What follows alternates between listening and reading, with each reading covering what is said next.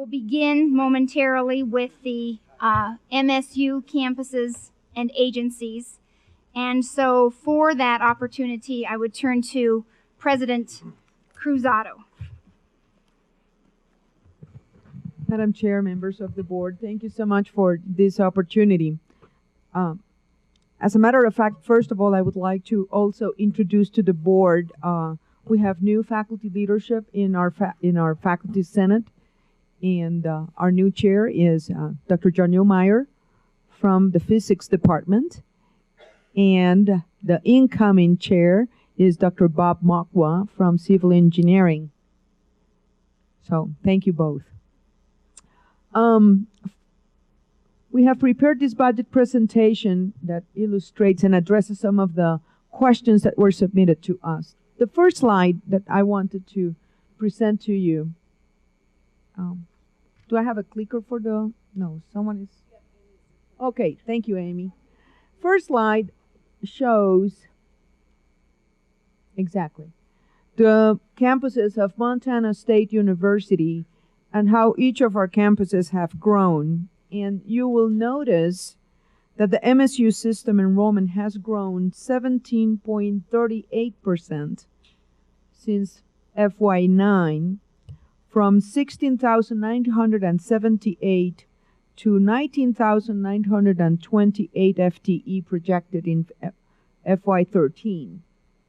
The increase of 2,950 FTEs includes 1,766 resident students and 1,184 non-resident students.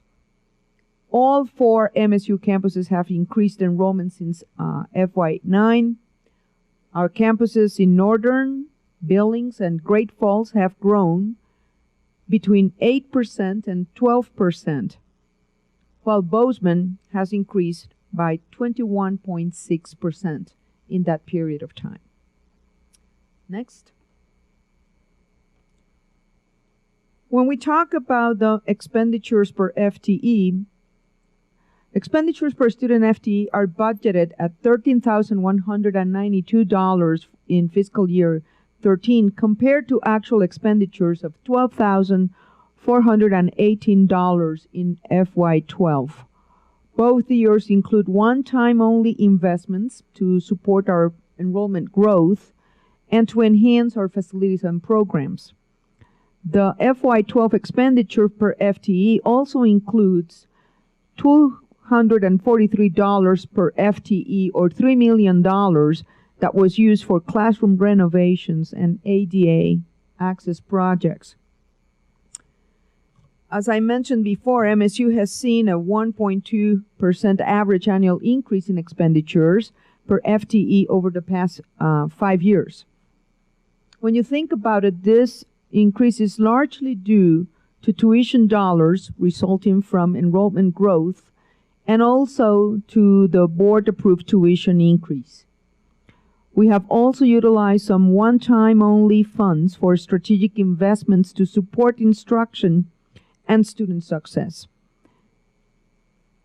The FY13 expenditure for FTE also includes an investment of $393 per FTE, or approximately $5 million, for what we have called Advancing MSU Initiatives.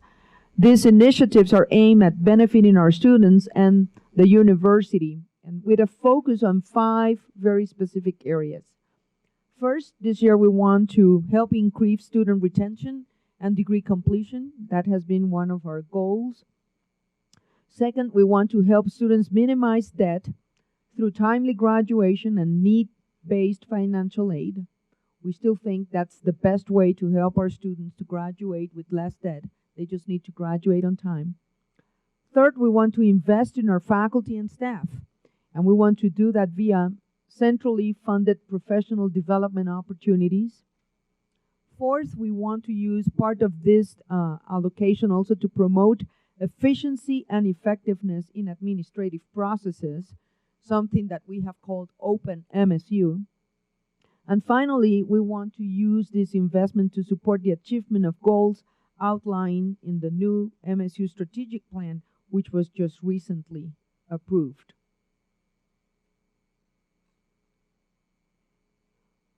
When we talk about the per student funding, the per student funding in FY13 compared to FY9 shows a 24% decrease in state support per FTE, a 16% increase in tuition per FTE, and a 63% increase in the subsidy for resident students from non-resident enrollment and their associated tuition revenues. This is what Mick was mentioning before. This subsidy helps to keep the tuition affordable for our Montana students, provides more diversity for our resident students, and improves the quality of education we're able to provide at MSU. We have also seen the academic profile increase for non-resident students as a result of targeted recruiting, thus improving the academic reputation of the institution and improving the educational experience for all students. If you remember, our FY13 budget indicates that we will receive and spend $13,013 per full-time equivalent student for the fiscal year. Non-resident students will pay an average tuition of $17,643, while resident tuitions will average $5,684 in tuition. Since we receive $4,790 in average state support for each resident student, that amount plus the resident tuition falls short of the average expenditure per student by about $1,937. That shortfall is covered in full by tuition from our non-resident students. The 5-year metrics are used by campus constituents groups also to make decisions on tuition yields, and mostly important in aligning the budget with the MSU with strategic plan and with the MUS strategic plan.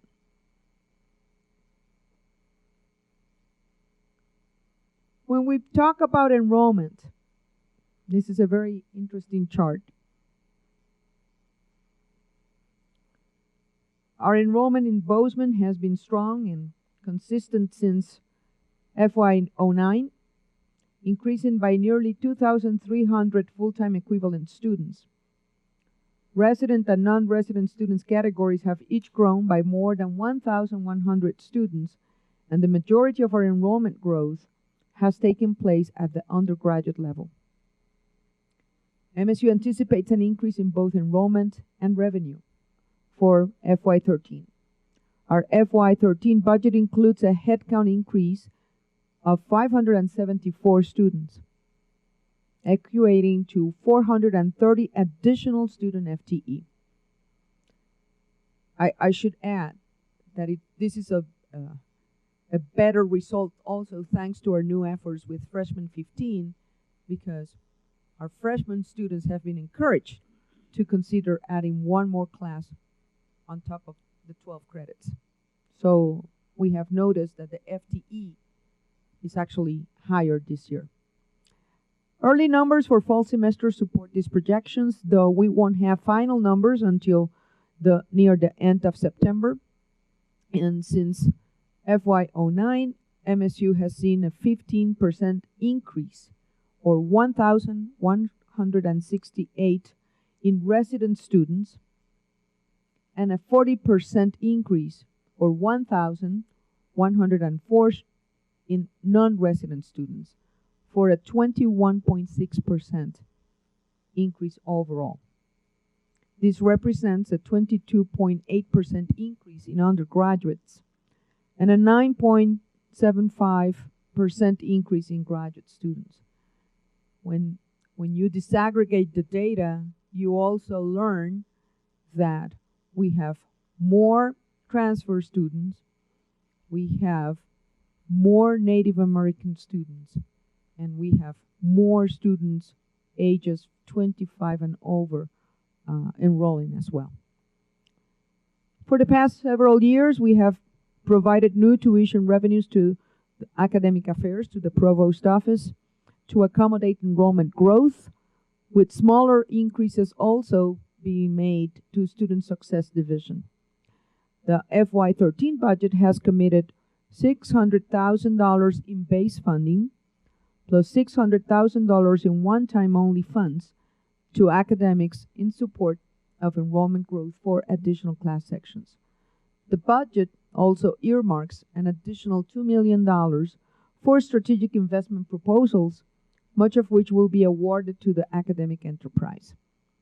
This strategic investment proposal process was created last year to provide structure, transparency, and campus involvement in the allocation of available funds. A call for proposals will begin this October, and those providing the most value to MSU while aligning with the new strategic plan will receive highest priority for funding.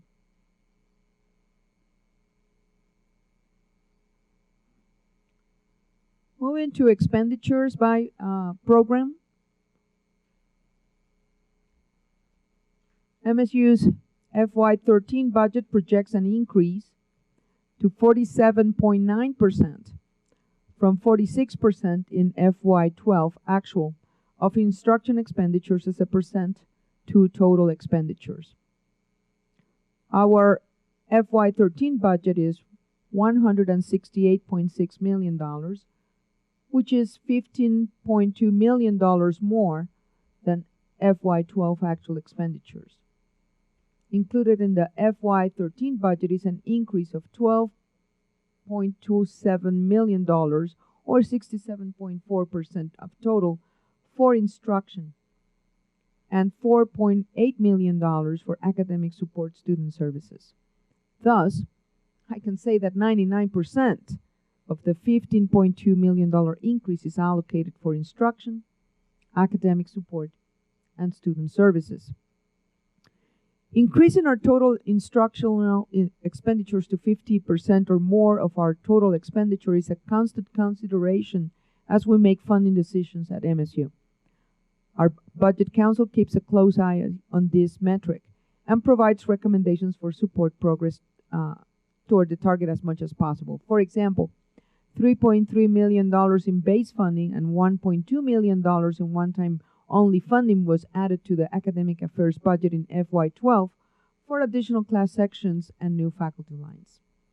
Additionally, $534,000 of the total $1.2 million in strategic investments in FY12 was allocated to proposals directed in instructional expenditures. However, despite continued monitoring of this metric and diligent effort to achieve the 50% target, MSU recognizes that some challenges exist in attaining it. First, our salaries and benefits are 88.6% of the total instructional budget. So, if salary increases are not approved by the legislature, it is challenging to make gains in this metric, while at the same time, utilities, library acquisitions, and other costs continue to increase. We have added instructional resources for enrollment growth over the past few years, but the large base of instructional salaries have remained relatively flat. Another reason MSU finds it challenging to achieve the 50% of total expenditures on instruction is that, and this is very important, that investments in the classroom renovations and student scholarships do not count toward the total. So we feel that these expenditures are directly related to instruction and the success of our students, but they must be recorded in programs other than instruction due to accounting practices. Finally, MSU needs to streamline administrative processes to become more efficient and effective. This will require some initial investment, preventing greater funding allocations toward instruction. However, future savings then can be invested in instruction while keeping our administrating costs lower than today on a per student basis and as a percent of our total cost.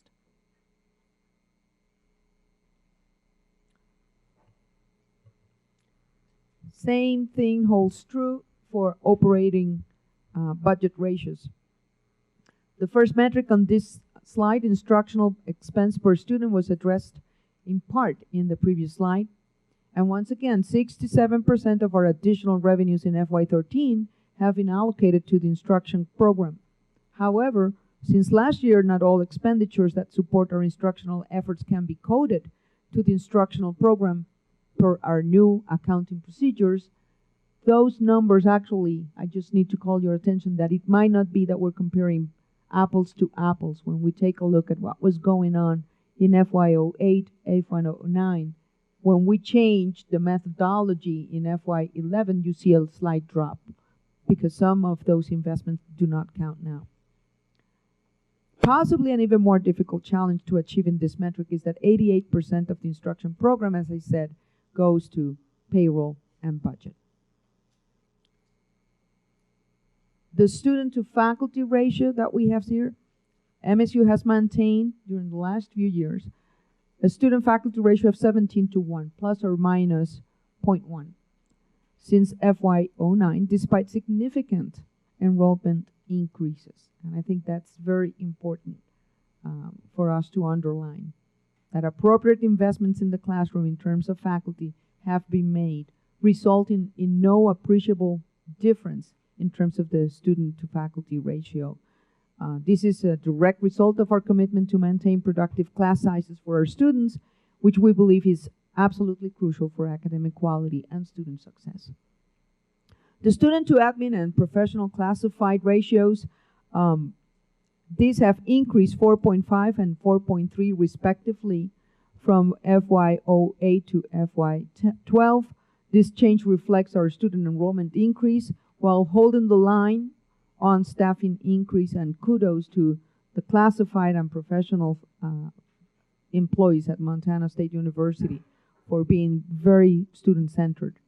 However, this has put pressure on our staff to support more students and workload with no significant changes in processes or in technology. So add to this ever-growing list of compliance and policy issues that our staff must administer, and it is clear they have stepped up their service commitment to MSU and to our students. This is why we feel it is so important for us to help improve our administrative processes. As I mentioned, we have initiated Open MSU, and this is a comprehensive effort led by employees, not by administrators, to help us increase efficiency, effectiveness, customer services, and employee satisfaction. We want for them to be happy. And we have gathered information and feedback from hundreds of people on campus, and recommendations for improvement are scheduled to be reviewed this fall. And cost per completion, which was the last chart that Tyler shared with you. And this next slide again shows the total amount MSU spends each year for all enrolled students, divided by the number of degrees awarded that year. Our figures show an increasing trend. MSU's cost per completion was $62,658 in 2011-12, up each year since 2008-2009. The main reason for the increases are twofold. First, annual increases in enrollment and higher percentages of non-resident students. The growing enrollment of non-resident students at MSU is increasing the funds available as each new cohort enters the university. If it were not for the increase in our non-resident student enrollment, however, and the associated higher tuition revenues that come with those students, our overall expenditure per student would have decreased since 2008-2009. This is why Tyler was asking us to be very careful with how we manage those numbers. Looking at this another way, completions are the result of spending over the last several years, not the current year. And current spending is a leading indicator of completions in the future, which will increase as a result of our increase in enrollments. Holding other factors constant, this ratio will increase during periods of enrollment growth and will decrease during periods of enrollment decline. Given current trends in enrollment and non-resident mix, MSU's cost per completion will continue to increase because total revenues and therefore expenditures are increasing, while the number of graduates represents smaller cohorts that entered 4 or 6 years prior. So we have that structural imbalance there. As you can see, the WICHE average, however, cost per completion was $63,825 in 2009-10 compared to MSU's cost of $59,335 this year. MSU's cost per completion was $11,676 above the MUS average in 2011 and 12, which reflects also its programmatic offerings. I don't need to tell you about our School of Engineering, the wonderful programs that we have in science, our wonderful School of Nursing. It is also reflective of continued enrollment growth, and as I said before, non-resident student mix and associated tuition revenues.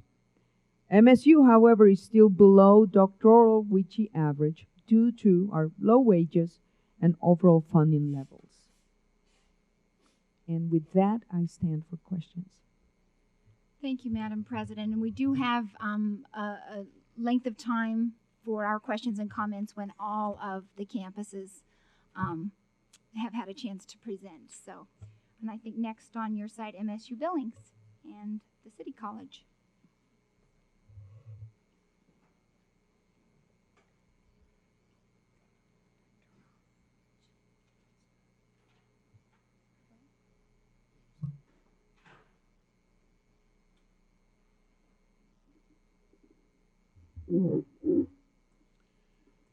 Madam Chairman, members of the board, thanks for this time this afternoon.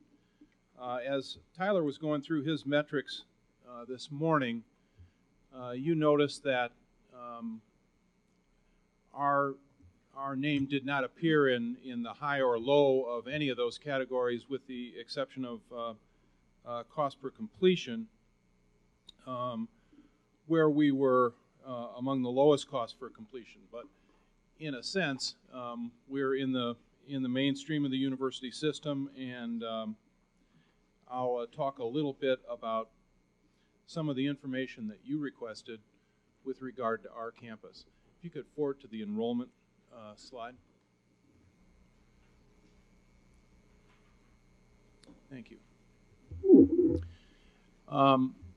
This year we are looking at, I put the fiscal 13 anticipated in addition to our budget because we developed our budget earlier. And we are anticipating there a decrease of about 180 students in our enrollment this year. Actually, that number yesterday morning was 164 down. And although we haven't done a detailed analysis, there are a couple of things that we think anecdotally weigh into this. First of all, we've had 2 large graduating classes successively, and that's good. And the second thing is there's work, and lots of it, and good paying work in eastern Montana, and we believe anecdotally that particularly in programs in our city college, that many of those students have probably gone to work. So that's, as you can see, we've had a significant increase actually over the past 10 years or so. Our College of Technology has almost doubled in size, and our university campus has been relatively flat. So, but we will be working on those, on all those areas, and attempting to increase. I still think Billings has great potential to be a larger campus than it is now, both at the City College campus and on the university campus. Okay, if we could go back to expenditures per FTE. As you can see, our expenditures have been just about flat the fluctuations are due to changes in enrollment, and we've tried to keep ourselves as efficient as possible. We've been very intentional in our budget development to keep our expenditures in balance with our funding.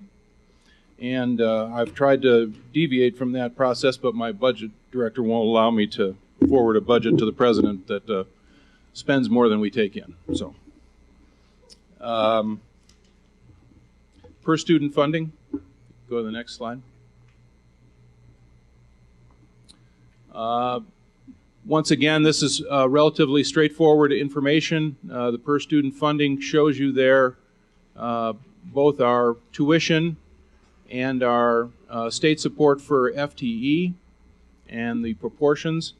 Our state support for FTE is on the low side of the university system, particularly among the 4 years. And we have a small non-resident population, and we are attempting to increase our reach both within the region in the United States and have begun some initiatives to attract additional international students as well. Go forward 2 slides, please. Thank you. The expenditures by program. As you can see, we have increased our budgeted amount this year by a percentage point. It's been my goal to reach the 50% in terms of instructional expenditures. The dip there in FY11 really resulted from a couple of things. First of all, a very large tuition reserve, and a failure really on my part to deploy that reserve early enough to make it count for in the instructional program. If you'll look at FY11 and go down to plant funds, we did make some needed improvements on the campus, so we did utilize that money in terms of some classroom renovations and other building improvements which benefited students but didn't go into the instructional program. And so I've been a little more alert these last 2 years, and we've actually reduced our enrollment reserve and have hired some faculty with those funds, and we will continue to try and push toward the 50% in instruction and the 70% as well. Next slide. The operating budget ratios, we have held fairly consistent in those areas. We are budgeting a slight decrease in the number of students per contract administrators this year. We've added a position in the provost office that I felt was badly needed, and we've also added student success coordinators in each of our colleges. Next slide, please. And again, the cost per completion, you see there we are roughly 20% or so below the MUS average, and we've been kind of in line with at least with the latest year, 2009-2010, on the WICHE average. And I'll be glad to stand for questions when we finish. Thank you.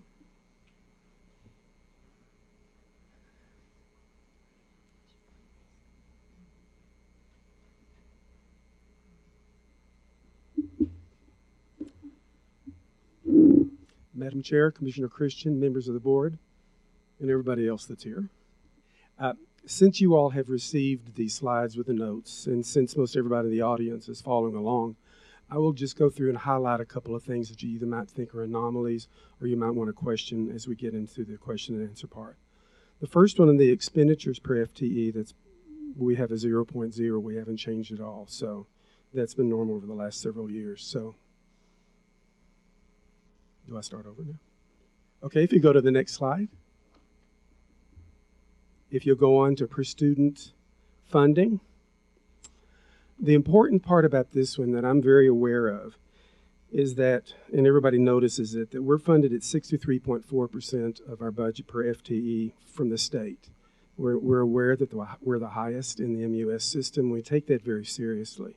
So please know that we are aggressively working at Northern to maintain that trust in terms of recruitment and retention plans, strategic plans, that kind of thing.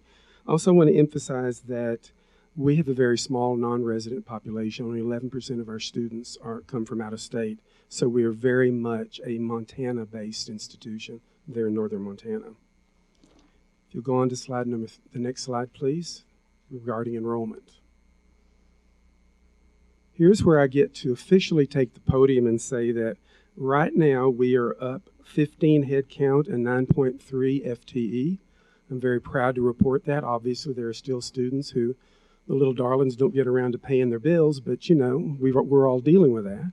But still, I'm very proud to say that that's the direct result of such hard work by the individuals on my campus, and I really want to congratulate them. Many of them are here today to support this.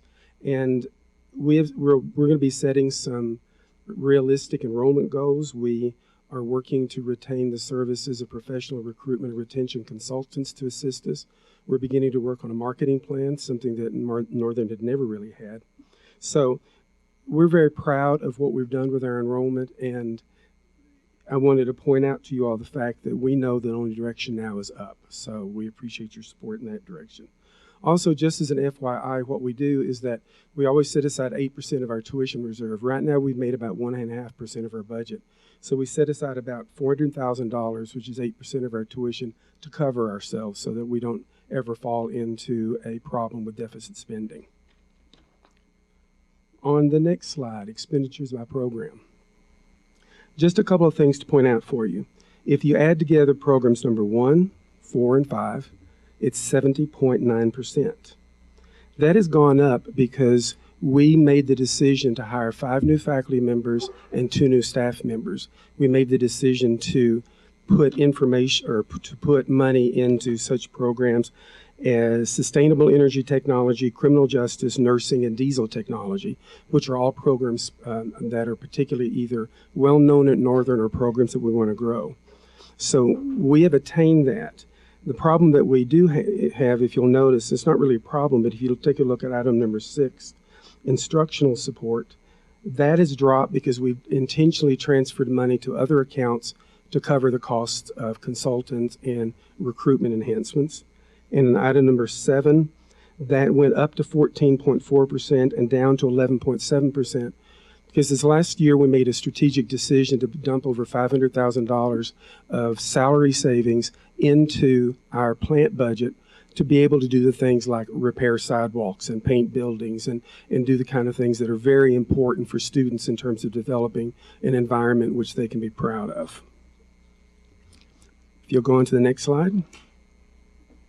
Operating budget ratios. We're at 43.5% for percent of total expenditures for instruction. And the challenge a school like Northern has, if we went to 50% arbitrarily, it would require that I transfer $926,000 out of everything else directly into faculty, into those salaries in that particular program. That is not manageable for an institution like mine because one of the presenters said earlier, it's very difficult for a small institution. We still have to maintain base services like the larger institutions. So the other issue that we have is that this last fall, if I'd canceled every class that had 5 students or less, and many of you all don't even think about classes that small, I'd still have 18% of my faculty without full loads. There's an issue there because I have to raise my enrollment to be able to give my faculty the students to teach. So until I get my enrollment up, that percentage, unfortunately, is always going to stay lower, and we're working on that. But my big challenge right now is enrollment and redistribution of resources. We're beginning an academic program review in which every program by April 15th is going to be evaluated. Are we going to grow it, maintain it, reduce it, or eliminate it? And then we will take a look at how do we redeploy those resources into programs that our students want and that are good for North Central Montana. But I did want to let you know that pushing it up to 50% is difficult financially for an institution like ours right now, but we are working towards that. On cost per completion, the final slide, basically ours is simply a result of we have fluctuating graduations. In 2008, 2009, we graduated 286, dropped to 232 the next year, bumped up to 314 in 2010-11, and then down to 265. So we basically, our cost per completion is directly a result of the fact that our enrollment or our graduation zigzag along the way.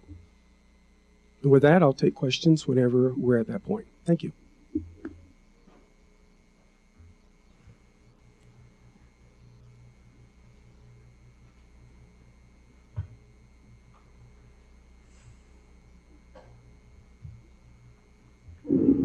Madam Chair, Regents, and my esteemed colleagues throughout the room. Thank you. It's a pleasure to be here. If we can go to the next slide, please. There we go. Thank you. Expenditures per FTE. One of the things I really appreciated Tyler's comments this morning, and he mentioned this as well, that when you start to see a little bit of a difference there from 10 and 11, that's when Gallatin College figures moved there out of our budgets. We have decreased our expenditures. You can see that we've been very consistent at our 50% or plus in instructional expenditures, consistent in our 70% for the academic support. The increase that you see for from 12 to 13, we did hire 3 new faculty positions, professional advisors, and there was a salary increase. Next slide, please. So per student funding, I don't really have too many comments on this one. Like the other, like Jim just mentioned, we don't have very many out-of-state expenditures or students that come in, and that's something that we won't ever be able to rely on to kind of offset some of our other expenditures being a locally based institution. So, okay. Next slide. This is where I'll spend a little more time on the enrollment. We will be down this year. We had the projection of, we budgeted for 1471, or actually a total of 1510 for this year. That's very aggressive compared to what the national and the state trends are. We've recognized that already. We're going to be probably between 2 and 3% down in our enrollment this year. But we are doing some strategic enrollment management planning, and we want to do more of that.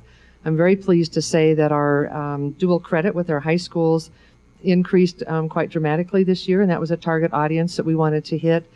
The other area that I really want to focus on as well, we've increased in our transfer number of students, but I want to do that even more. We want to start doing a marketing campaign of start here, stay here, save money. You can save a lot of money if you come to the 2-year colleges and then transfer on, so that's going to be a new marketing strategy for us. We do have a reserve that we could tap into, but what I've chosen to do is talk with the folks at my college to say that the money we set aside for professional development, we're not going to use that to send people out of state to conferences. Instead, we're going to look at, can we bring people to our campus so more people can participate and perhaps, invite others to come as well. So that's how we're hoping to address that without dipping into the reserves. I kind of like to have those reserves myself. Expenditures for program.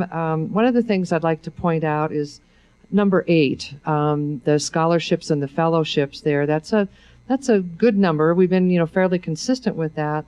That includes our waivers for Native Americans, the veterans, seniors. We don't have that many seniors, but a few. Employee tuition waivers, with corrections industry, and then also military. So that, that's a good chunk of change there when we have those mandated waivers. So I just wanted to point that out. Okay. Next slide, please.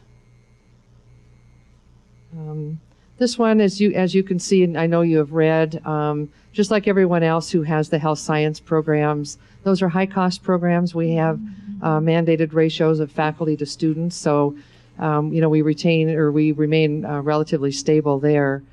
Our student admin professional dropped because we added professional advisor positions. And then with the classified ones, we've increased the student enrollment, but we have not had minimal new hires in that particular area. I think we have like 15 of the health science programs, and those are all fairly expensive just because of that ratio. The last slide, please. So cost per completion. One of the things I wanted to point out was that the number of our completions doubled from 06 to 12. Part of that was that we also, with our nursing program, we were aligning it more to be into the fall semester enrollment cycle. So there was the 1 year where we graduated 2 nursing programs, so that helped increase that. But again, we're very proud of the fact that we've doubled our completions. So with that, that's my last slide, and I'll be happy to take your questions when the time comes. Thank you. Thank you. Now is the time in the afternoon where we will entertain questions and comments from members of the board for any of the campuses who have presented. Are there any questions or comments? Regent Tuss. Thank you, Madam Chair. I have a question for Chancellor Groseth.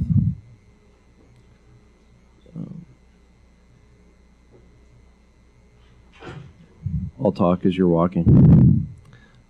Chancellor, I'm curious, you had mentioned the effect of the booming economy in eastern Montana as a concern, and perhaps is why some of your numbers are down.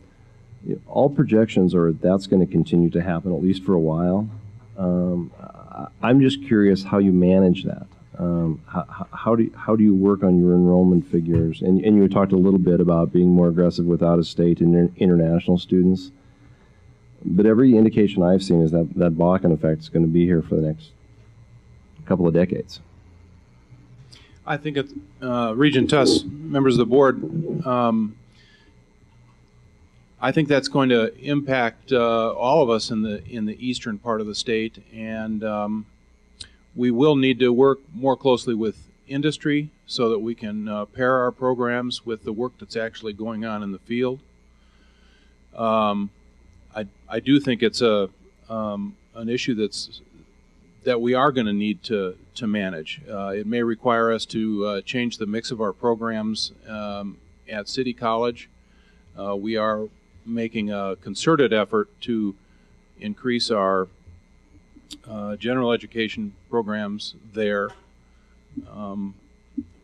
but I think there's going to be some work, planning work that can be done ahead of time, and particularly with the projected length of this particular oil play. But we will need to be putting in place some strategies to manage that over the longer term, and we're currently engaged in a campus-wide strategic planning effort, and the economy and all the industries that feed into it are certainly a part of that. Further questions or comments from members of the board for any of the folks who have just presented? Regent Buchanan. Thank you, Madam Chair. Chancellor Limbaugh, you sound tired, and I imagine you are because you're working hard. I'm excited to hear that enrollment's up, and based on our quick visit to you in May, I think it was May when we came to see you, Yes. You and Tricia are instilling a real can-do attitude there, and I hope you recognize the appreciation that is being shared among this board on a regular basis for that. You're seeing some growth. Although modest, you're seeing some growth. Mm-hmm. Where are you seeing it? What do you attribute it to? Are there particular curriculums? What are you taking? At this stage, I know it's going to be largely anecdotal, but would sure love to hear some of it. I was thinking about an answer to that question. I was either going to obfuscate and give you all these reasons or say, damned if I know. Actually, I do think that part of the reason is because our faculty and staff have really been working hard on creating an environment that's supportive. We got rid of our old student tour guide program because when I saw a student tour guide doing it in pajama bottoms, I sort of went ballistic. And so we created a new student tour guide program. We've completely reworked the website. If y'all haven't looked at it, I suggest you go out and look. It's not the old Northern that you saw before. And the enthusiasm of our new guides who are trained on how to do it, combined with taking them into a facility like the food court and the new gymnasium area. We've been painting. I've never been so happy in my life with sidewalks and paving as I am right now. I think that that's added something to it. Plus, there is such a phenomenal support from the community. I have community people now saying they're wanting to send their kids back up. I have a couple of donors who walked in and said, "Here's a check. I like what you're doing." And as they say in Texas, I don't want to break my arm, pat myself on the back, but it's a nice confluence of people who really want to make a difference and really want to provide a good education in North Central Montana. I just happened to get to ride along on the train with them. But if you really look at it too, we have a great nursing program. The diesel program is growing. We have growth that we're going to be looking at in our criminal justice program and our community leadership program, which is the only one in the state, and we've got a little bit of growth in that as well. Regent Teo.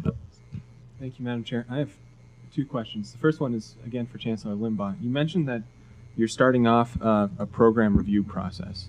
I was wondering if you could talk a little bit about that, and also, I'm partly interested in seeing if how the Commissioner's Office and the Board does program review on the 7-year cycle is all that effective, and I'd be interested to see if, from your experience reforming of that process on your campus, if there's anything we could glean for the board level review.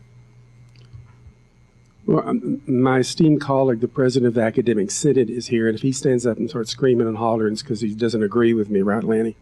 Wherever you are. In any event, what we did was, I have 35 what I call academic clusters, where you can get a major in associates or baccalaureate. And the most recent data I have is out of 35 academic clusters, 15 have 10 majors or less.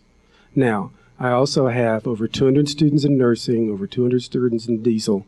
Those are my most expensive programs. It is not a sustainable approach to being able to financially manage the institution. So we have these programs that we have to look at closely. So it's a somewhat accelerated approach. I will be the first to admit that, but I have to continue to turn my enrollment around. And I can't, as I said at my public assembly, I can rebuild sidewalks, I can paint walls, I can do all that stuff.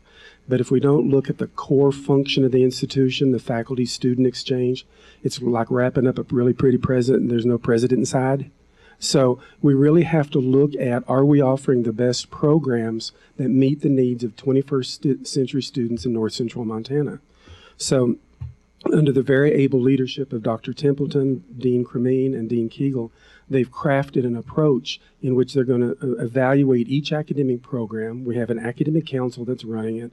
They've been given full authority to engage faculty at every level through public hearings and draft plans and that type of thing.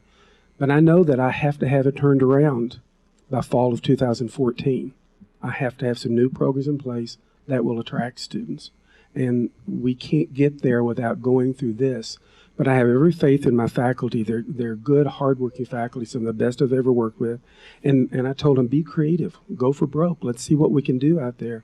That I would support any program that is creative, that meets particular niche needs, and that is not duplicative, and that we can afford it. So that's the approach we're taking right now. Well, and I'm guessing I'm mirroring everyone else here.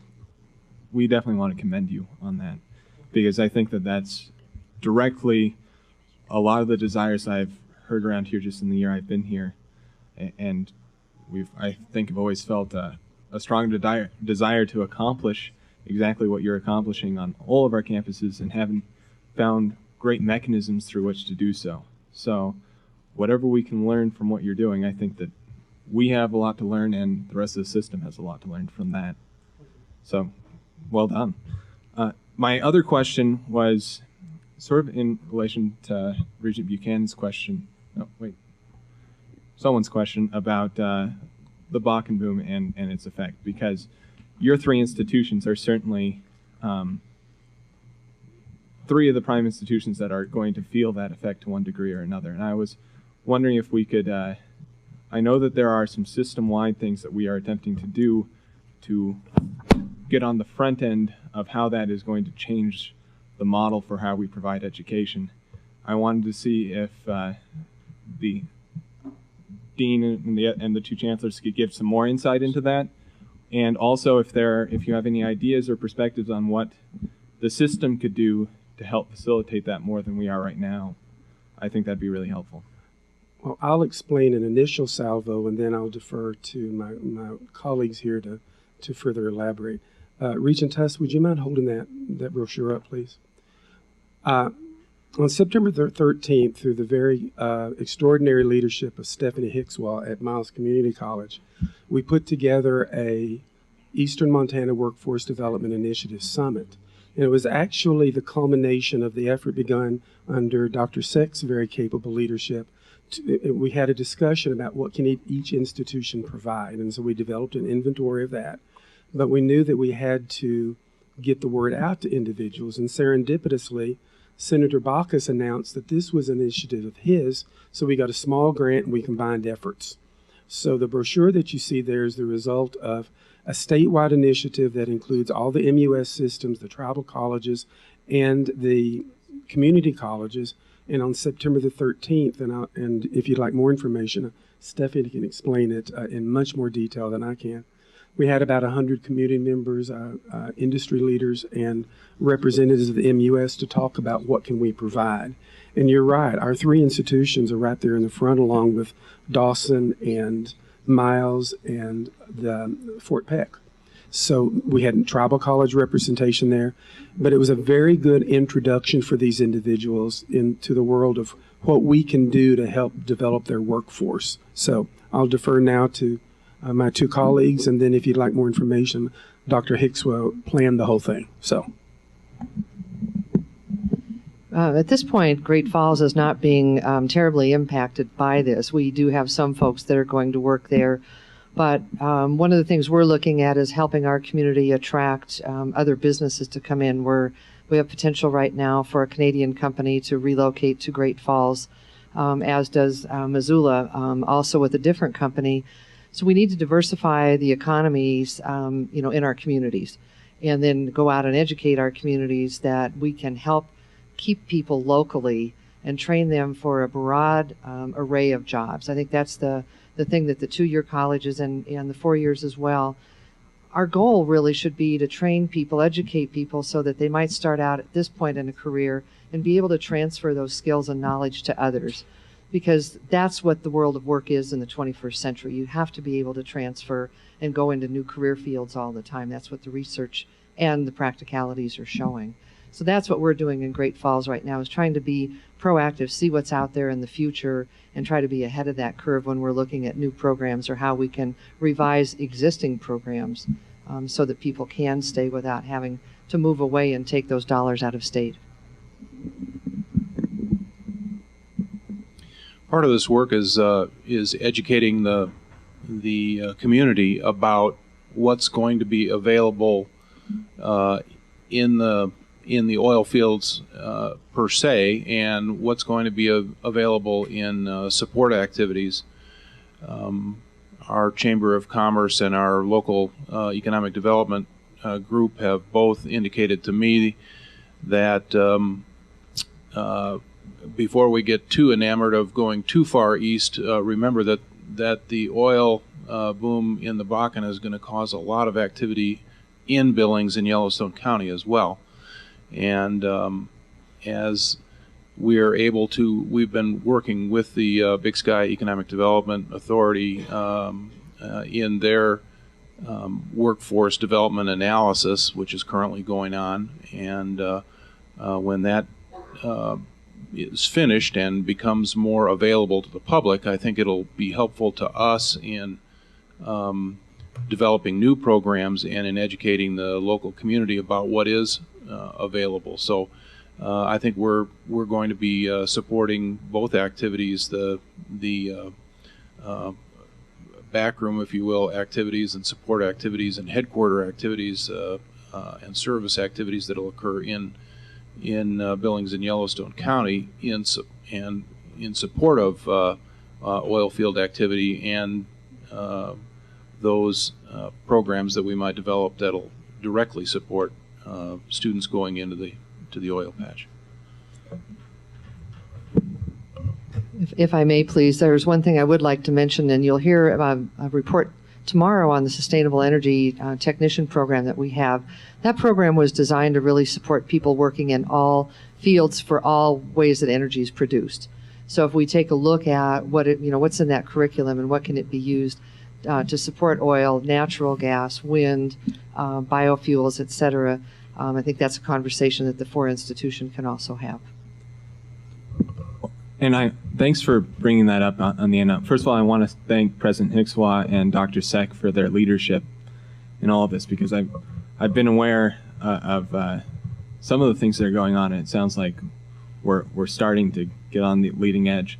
But we're going to talk tomorrow again in the two-year committee about, and I'd be really interested to hear your perspective, maybe not right now, but at a later time, on what are some new models that we're trying. What are some new ways that we're trying to advertise what we already have, deliver curriculum in a different way that maybe better fits with industry needs, and correspond and communicate with industry to determine what those are.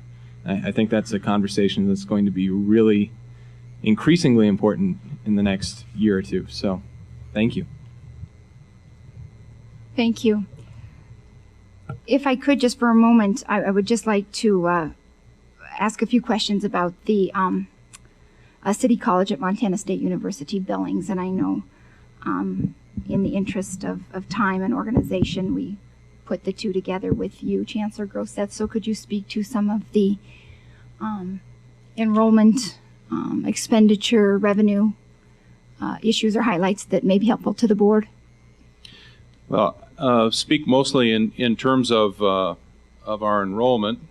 If I can, as you can see, we're planning to be down, I think about 100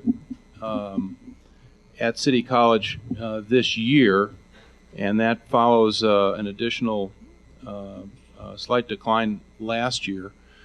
And again, we've had two large graduating classes there, and I'm anticipating that our first push is going to be in completing the comprehensive college mission will be to increase our general education activity. And I think as we market to the community also our low tuition costs at the college, I think that will boost our enrollment during this next year. I'm certainly anticipating that. Thank you. Regent Buchanan. Thank you. President Cruzado, you've heard a couple of us express an interest in developing some performance-based funding techniques. And I think when we bring it up at this table, we kind of think what the regents can do to drive performance on the campuses.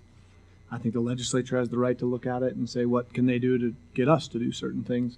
Are you implementing or thinking about strategies or have any opinions or ideas that we could learn from that you might be doing as you start to think about the process? I think prepare your budget. Absolutely, Madam Regent and Regent Buchanan. Thank you so much for your question. I think that when you take a look at the initiatives that we have put into place, and the emphasis on student retention and graduation, those are core elements of performance-based funding, and we're obtaining great results. For example, for the last 3 years, our retention rate was hovering around 74%.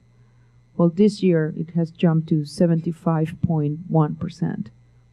So I think that we are all understanding, all of us, faculty, students, and staff, when we take a look at, so what's driving the growth in our enrollment numbers? It's not only about the students, that we're attracting more students, is that we're keeping the ones that we already have. On the other hand, what are we doing in order to make sure that those students graduate? Even at convocation with 2,000 freshmen there in attendance. I told them I love them. I am very happy that they made of Montana State University their institution of choice. But I want for them to graduate in 4 years. And that starts with some very consistent initiatives. And we have talked about this Freshman 15, which is taking a new twist, not only about adding weight to their waistlines, but also adding academic weight to their portfolios, right? And we understand that this is not for everybody. And I don't want for it to be part of policy. But it's just a genuine invitation, challenging not only freshmen, but every student above 12 credits, take one more class, at least one more class. The savings are humongous for the system, but also for the families. Just very quickly, in terms of dollars, over 12 credits, if a student enrolls in a 3-credit class over 12, if that student is a resident student, that means a saving of $860 immediately. If it's an out-of-state student, the savings are multiplied by 3. It's $2,400. If that student enrolls in 6 additional credits, then that's twice the savings. What does that do also for the side of our side of the house? Well, if you take a look at the discrepancy between headcount and FTE numbers, for example, even though we are funded by resident FTE, in reality, if I have a resident student that enrolls in 12 credits or less, let's say a resident student that enrolls in 6 credits, still I'm providing a full-time equivalent in terms of student services. Because if only the students enroll at 0.5 at a 0.5 level, still that student needs to make full use of all our facilities, of the registrar, of financial aid, library services. So the institution is incurring fully in the cost of those services and yet only receiving partial credit for the FTE. So I think that first of all, we're building this platform so that faculty, student, and staff understand why being more effective and efficient means good practices for everybody. I think that we would like to receive credit for the wonderful things that faculty already have done. When they have increased graduation rates from 48% to 51%, all the credit goes to the faculty. And they are very proud because they can stand right here and say, we have done it without diminishing quality in the classroom, but by keeping those standards very high and giving students the keys to be successful. So there are a myriad opportunities in which we can continue to expand these programs already in existence and continue to measure what works. The final thing is, I love the enthusiasm that it builds in campus because faculty and staff are eager to try new things and see if they work. Thank you. Thank you, Madam President. And I have to tell you, as you were articulating that, I was filled with images of you promising a great big check to all of those freshman parents of the money that they would save. So with that, now we are on time, and we will break until 2:30. Okay, we're pretty close, so we will begin. I would remind everyone at the table that when you're not speaking, please turn off your mic, and when you do, please speak into it so that it can be picked up for the streaming. And now we will move to the campuses and agencies, and to begin that conversation, I'll turn to President Engstrom. Thank you, Madam Chair, members of the board. I appreciate the opportunity to talk through these budget items and this data that we have before us, and to have my colleagues within the affiliation do the same for their respective campuses. I want to first make a comment for Tyler Trevor's ears. I'm a chemist and I grew up on data, and Tyler, this is a dazzling amount of data, even for me. And I want you to know that I wake up in the middle of the night trying to think about this data and say, what is Tyler saying with that piece of information? But it is timely information, and we will take the data and what it tells us with the spirit of what can we learn from this and what can we do to improve our educational environments on our campuses. I do want to say that the data is especially important, the way that we are doing business on the campuses in ever-increasing degrees. Following the Regents' strategic plan, each of our campuses are involved in or have strategic plans in place that really translate the Regents' objectives into the institutional objectives. And we take those plans then and use them to drive our budgeting and our implementation process so that we use our dollars to achieve our goals. So as I go through the slides here, most of this is, I would say, good news, but not all, and I want to point out especially those challenges. So if we could go to the first overall enrollment slide, please. Okay, so you see then the total enrollment of the affiliation, and the trend here is that we had strong enrollment growth for the first 3 years of what the slide shows, and then as you can see, we started to drop off in enrollment. That drop-off is due almost entirely to the Missoula campus, and I'll come back and talk about that in detail in just a couple of slides. The other 3 campuses have remained stable or strong, growing in some cases, and I'll let those chancellors speak to the details of that. But I do want to acknowledge that we had strong growth in those first 3 years, and now we have some challenges after that. Okay, so if we could go to the expenditures per FTE, and now I'm talking just about the Missoula campus from here on out. The others will talk about their campuses. The data here, first of all, show that we are a very efficient institution. Those numbers that you see there, expenditures per FTE, are very lean numbers, whether you think about it in terms of the system or whether you think about it in terms of WICHE comparisons or other national averages. You see an increase there in the fourth column over. We went from about a baseline of about 10,000 something, those first 3 entries, and then it started to jump. That jump is really due to 2 reasons. One is the decrease in enrollment, and so the expenditures per FTE goes up for that reason.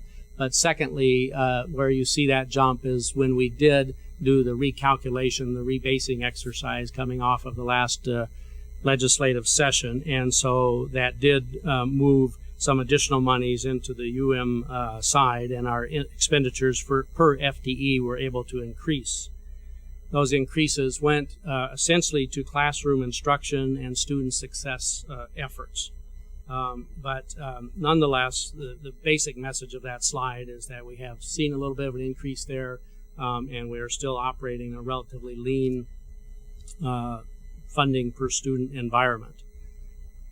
The next slide speaks then to the role of non-resident students, and without talking through the details of that slide in terms of the numbers, the important message here is that non-resident students contribute in a critical financial way to the instructional mission of the University of Montana.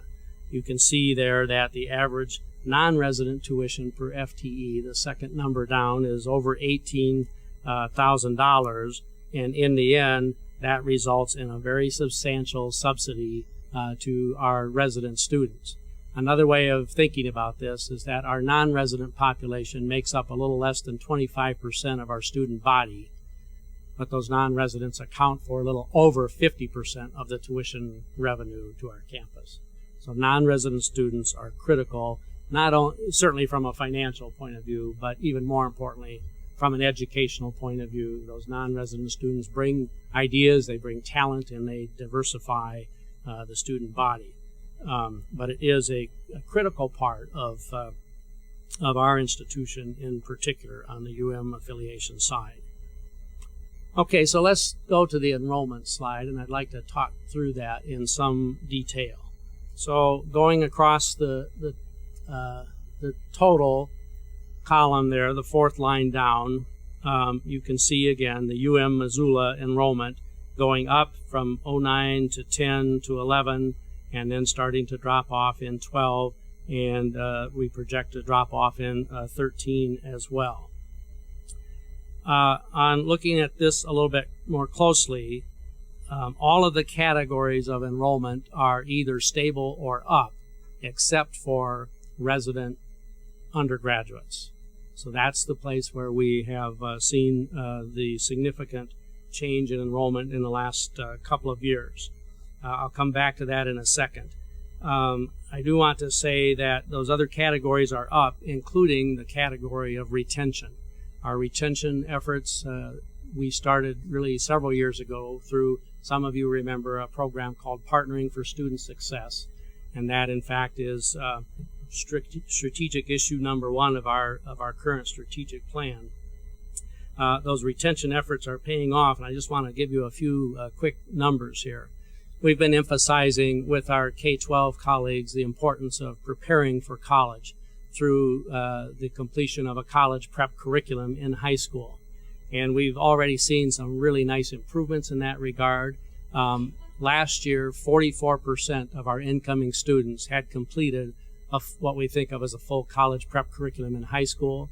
This year, 52% of our incoming students had completed a full college prep curriculum. So, whether that will hold or not, we don't know. But in 1 year, that's a pretty big jump, and we think that is due, at least in part, to us talking about that in a fairly continuous way. Other ways that this is paying off, the incoming class this year, 84% of them were college math ready. 84% were college math ready. That's a big jump over what we had seen in recent years. 92% of them are college writing ready. So they can go right into our regular college level courses instead of spending time on developmental work. That pays off in time to degree improvements in the long run. It pays off in those students being able to jump into college level work right away, and it will, in the long run, reduce the resources that we need to put toward developmental work. So we're very encouraged by those kinds of trends. Another important thing I'd like to say about our enrollment is that we are addressing students in increasing numbers that might not otherwise attend college or might struggle to complete college. So we have, for example, within the numbers that you see on this page, over 700 Native American students are studying at the University of Montana right now. Over 800 veterans are studying at the University of Montana. Over 1,300 disabled students are studying at the University of Montana. And over 4,000 first-generation students are now at the University of Montana. So we talk about access as really the first step in college success, and so we're very pleased to see groups like that coming to the University of Montana in ever-increasing numbers. So let me address the overall decline in starting with FY12 and projected into FY13. Why are we seeing that? There probably are several reasons. For example, we had the last 2 years record graduating classes, and so we've lost students for good reasons because they've completed their work and went on, and so that affects our overall enrollment. The economy, who knows what effect that is actually having right now, but in some ways, the economy with slight improvements, perhaps students are going on to work instead of college to some extent. But fundamentally, I need to give credit where credit is due here. Most of the challenge we have seen, as I said, is at the resident undergraduate level. And I want to give credit to Montana State University that has pretty significantly upped the game in the last couple of years in terms of recruiting efforts. And President Cruzado, you've done a good job. I'll follow that up with saying that that's over. Now we're coming back. So we had a good discussion about collaboration earlier this morning. There's always a little competition there. That's right, yes.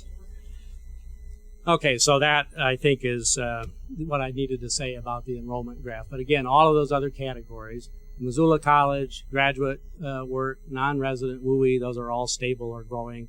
But it's that resident undergraduate that we need to up our game in terms of recruiting, and we will definitely do that. If we go on into the next chart, expenditures by program, the key point that I want to make here is the point that you've asked about the percentage of dollars that go toward instructional activities. And so you can see that our percentage there is 48.9. It's been pretty stable over that 5-year period, and slightly off of the 50% that we all have as a target, but probably not materially off from that 50%. If you look at the instructional piece combined with the academic support piece at 12.8% and the student services piece at 6.3%, we are we're about 68% of that total, those three categories, and again, our target is to be at around 70% there, and so we will keep our eye on that. We are glad to have that as a pretty visible metric that we're all watching now. It is a big picture metric, and so that will help us in our decision making as we budget from year to year. Let's take a look at the operating budget ratios then and talk a little bit about those. There are a couple of trends here, both trends and absolute numbers that are concerning to us. The student FTE to contract faculty ratio, you can see those numbers. It's the third group going across there. Those numbers are 20, 21 in that range. Those are a little on the high side for a research institution, whether you compare it to our own institutions in the state or the WICHE institutions or a data set that we watch pretty carefully, a data set of the flagship institutions in the low population states. So we have a data set of the 15 states with populations of 2 million or less, and we look at the flagship institutions in those states. And the fact is that those student to faculty ratios tend to be in the range of 18, in some places a little bit better than that. And so that is a metric that for a research institution we need to begin driving that down by putting more of our resources into faculty lines. The next group down is one that is of real concern to us, and this is one that Tyler pointed out this morning, that student FTE to contract admin professional ratio. Those numbers are very high. They are about double the rest of the system, and that tells us that we need to focus our attention on that category of employee a little bit more. Now, who are those people? I'm not talking about vice presidents and upper administrators. I'm talking about sort of the in the trenches people that deal with students in many different ways. People in the registrar's office, people in the financial aid office, our advisors, some of our mid-level administrative or per contract professional people, many of the people who deal with students on a day-to-day basis. And so that is a concern to us. I don't want to put too fine of a point on these exact numbers because we maybe categorize people a little bit differently than other schools and so on. But I think you can't ignore the overall observation there that one raises a significant question for us.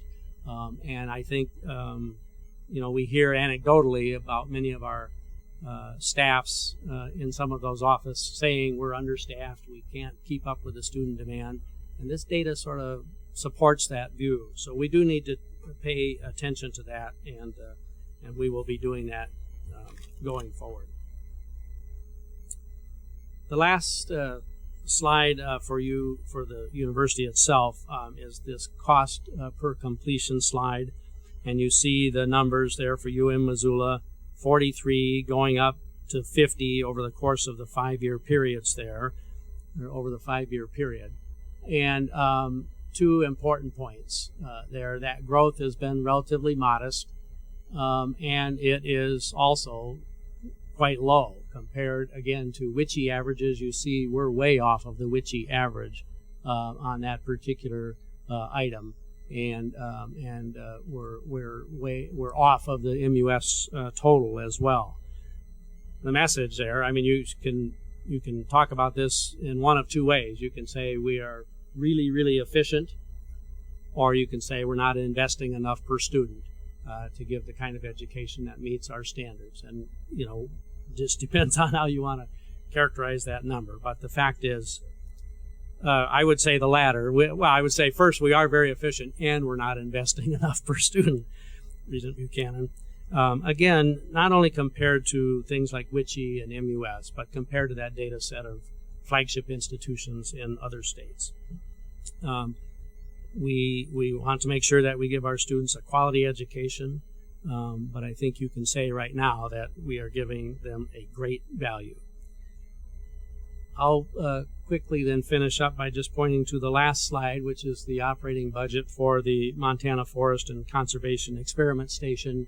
Not a lot to say here other than the operating budget has been decreasing for that pretty steadily over this 6-year period. I think that is basically ends up being a result of needing to prioritize things in other areas and the decreases that we've seen coming out of the legislature for that particular activity. So I'll stop there, save us a couple of minutes perhaps, and turn it over to my colleagues, and then we'll come back for questions, unless you have some now, apparently. Just make a comment, President Engstrom. We tried to dig into that a little bit too, in terms of the investment in that. A little bit. Missoula's numbers are slightly different than others because you include the College of Technology, and that's a little bit hard to get a real accurate sense of what that means. I think it's probably all the above is the actual answer, that it's a great value. It's some underinvestment and some is a bit skewed because of the College of Technology numbers being embedded in those. Regent Buchanan. Where's John Sack? I owe him an apology. Missoula College numbers are embedded. I want to jump on that, if I may, Madam Chair. Please do. The reason I asked is, and you're right, Commissioner Christian, but throughout this preparation of this meeting, we've been hearing a lot of potential requests for resources. And I wanted to ask that question because I know that President Engstrom believes that right now we're not investing enough with what we're already doing. And so to have the opportunity to get that on record is important to me, because we do have to manage the request of allocation of resources from a lot of places. And we've got to remind ourselves that at the moment, we're already being told that we're not doing quite enough to do what we want to do with the programs that we're already supporting. So you're absolutely right. It's a complex question. There's no precise answer. I concur. I think that we would reap benefits if we were able to invest more into what we're already doing. Yeah, and I concur too. I don't want to diminish that at all. I just truth in advertising. I want everybody to try to understand the numbers as best we can. But I absolutely concur. Yeah, thanks for pointing that out, Commissioner Christian. Each of our institutions present sort of a complex mix of students, and certainly having the 2-year students as an integral part and having them such a large fraction of our student body relative to most places in the state, that does skew things. On the flip side, the graduate enrollment is relatively high on our campus as well, and that kind of pulls it in the other direction. So how that all plays out is a fairly complex mix. Madam Chair, if I might join in just making a statement that I hope doesn't turn into a question. But as you know, Mr. President, a great many people in Missoula have been awaiting the enrollment numbers, wanting to know if the flap over there scared some students away. So the real question for them is not the total enrollment, but the new enrollment. Is the new enrollment healthy? For this year, yes. You're asking. It did turn into a question, Regent Williams. Did it? Yeah. I kind of thought it might. Yes. Regent Williams, the enrollment is healthy. We, again, like everybody else, will get to the 15th day and announce an official enrollment. But we're not seeing significant fall off due to the issues that we've faced. There may be some of that, but I mean, it's not a devastating change to our enrollment by any means. We'll still be in the ballpark of where we have been. Okay, Regent Krause. Thank you. Just this is not a question to answer now, but in looking at but later, as we look at next year's thing, and it's probably for Tyler back there, and that is, how does research affect that professional proportion. I think we heard President Engstrom say graduate students affect that proportion.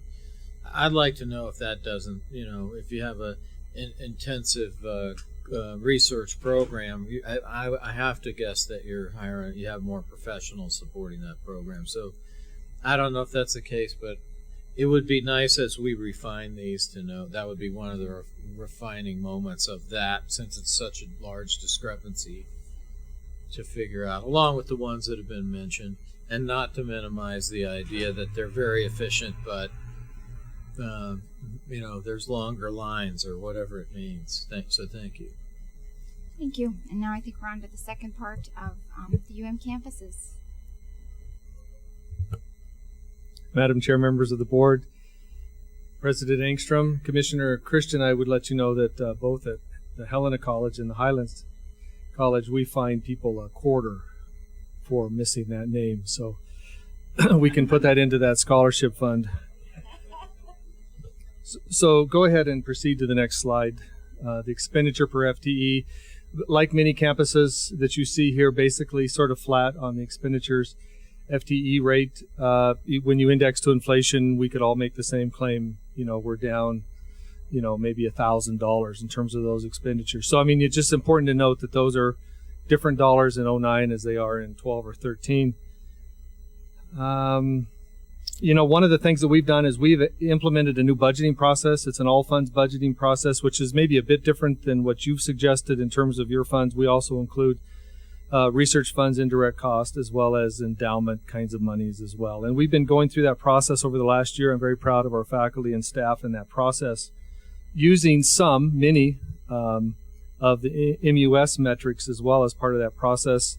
I've tried to convey consistently to our faculty, our Montana Tech community, that this is something that you practice over time so that you learn how to use those metrics and you don't I think Regent Krause, you mentioned, sort of using some common sense as well as you go through these metrics. So we're in that process of trying to implement that in our budgeting process as well.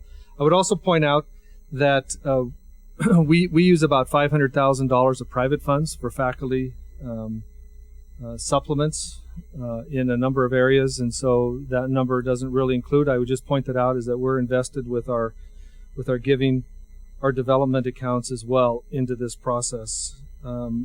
Something that we think is important, the President's Council of Advisors in Science and Technology concluded that 1 million additional STEM graduates are going to be needed over the next decade, and so we're part of that solution.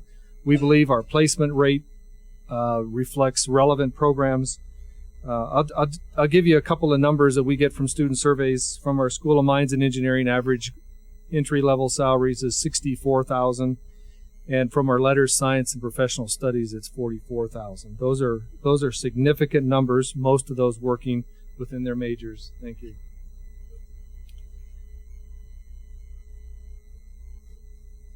I think if you look at some of the numbers, in terms of inflation dollars, you can see where the state funding has decreased slightly over time.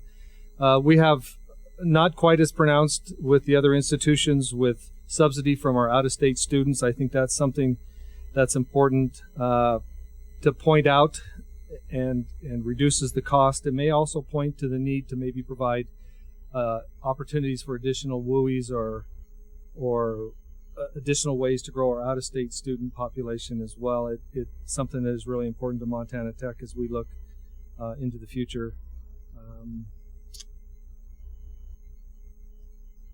Go to the next one. Our enrollment, as you can see from FY09 and even before that, has increased significantly. It has flattened off in the last couple of years. It reflects the MUS system fairly well, actually, when you look at sort of numbers flattening off. I will point out that our graduate enrollment has increased significantly and supports Board of Regents goal number 2 in terms of expanding graduate education. I would also point out that we're supporting that goal in terms of distance and online learning, with 25% of our graduate students being online students. We've made some significant efforts to buy into the College Now initiative with new recruiters and dual enrollments. which are, as I mentioned earlier, are the largest in the state.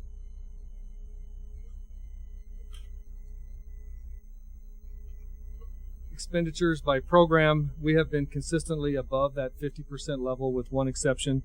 It's a great example of where large increases in enrollment will penalize you in that particular category. And if you look at our enrollment numbers for 9 and 10, they're very large, and we had large graduating classes in 11 and 12. So I just point out that's a great example of how that number changes.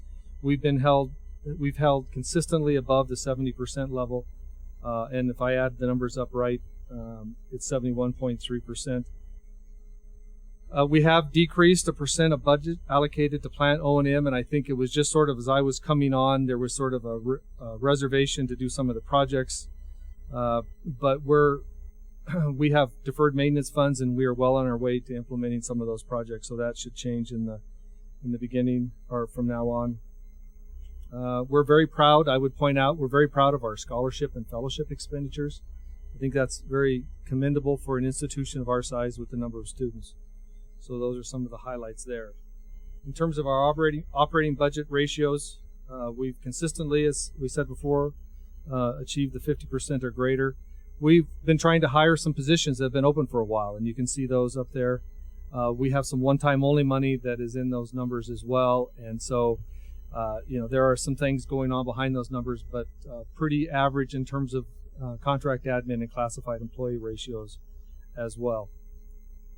In the cost for completion, this is an interesting slide. You can see that we are the highest in the state. We are much closer to Montana State, Bozeman, in terms of the kinds of programs we offer. This is where some of those pre-1-year certificates, if we add our 39 pre-1-year certificates into that number decreases by 6,000. Right, so we add the money in. Our lineman program in particular is an expensive program. It's less than 1 year. We can reduce that number by 6,000 by either taking away the money we spend on the lineman program or by adding the completions in and a few other examples. So I caution us in looking maybe at a 4 or 5 year running average or something like that to get good metrics off that. But looking from year to year, I think, is somewhat dangerous. And we also have very expensive programs with nursing, engineering, our health programs, science, chemistry, biology. One last slide that we have, because we have the Bureau of Mines and Geology on there. You can read all of the things that the Bureau is doing and the programs that are doing and the funding that has increased over time. I would draw you down to that last bullet point where on their web link, there have been more than 2.4 million web page hits. And I think it reflects the impact that the Bureau makes on the state. And the support that they provide for graduate students, the support that they provide for our undergraduates and projects. And you can look at that. It's an incredible resource that Montana has, and we are fortunate at Montana Tech to have those. And with that, I'm done by 9 seconds.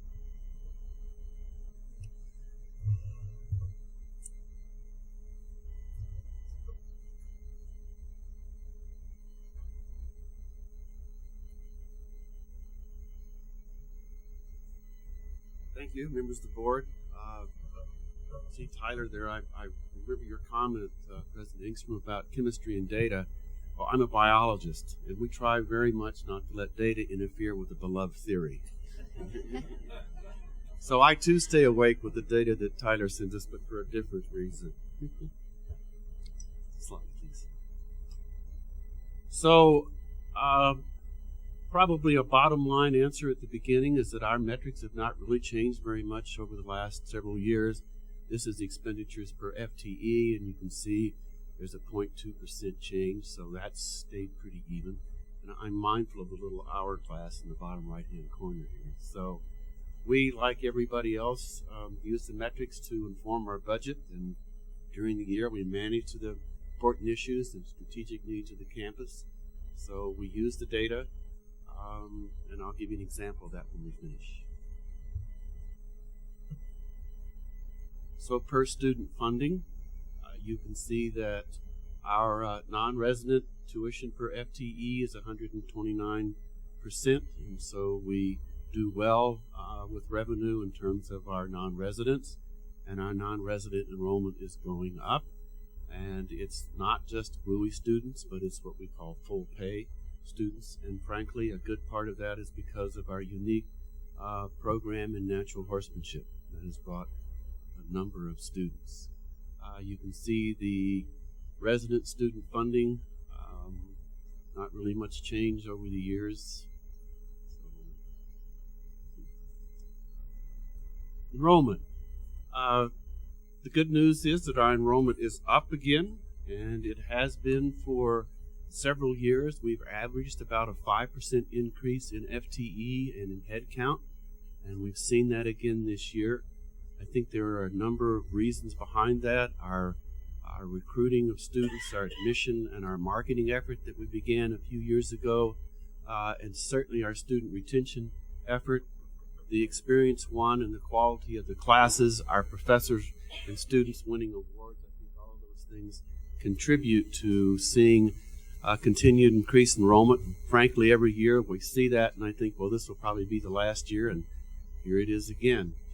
So where we have budgeted, you will see that we budgeted for 13-15. We're pretty cautious in our budget committee about the budgeting, and we could be anywhere between 80 and 100 over what we had budgeted. Now that sounds like a big number, but if you remember that we don't get a whole lot of tuition and fees, we're not exactly going to be rolling in the cash because of that, but we will use it to support our students. Expenditures by program, we're right at the 50% in budgeted. We've been close to it before. We certainly recognize that there are factors that go into this, and of course our first three numbers come up to the 71%, so we feel like we're on target with the initiatives. What this expenditure does not show in the instruction budget is that we have not come to a final agreement with our faculty association, and that will take that number up. If you're curious about the dollar amounts in instruction, it's about $6.6 million, and about $6.1 million go into salaries. So as we said several times, we put our resources into our people.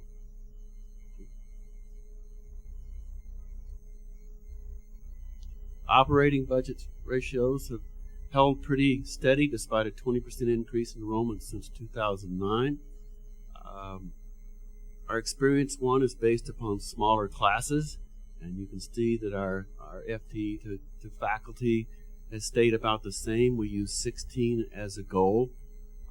It's difficult to predict what your enrollment will be, but we try to use those numbers to help us predict the number of classes and student services that we need. The contract professional ratio and classified have stayed just about the same. But one thing that we should remind you is that not all of our staffing needs on all the campuses is based just upon FTE, but we have lots of rules and regulations and requirements that come along that we need to address. Okay. Cost per completion.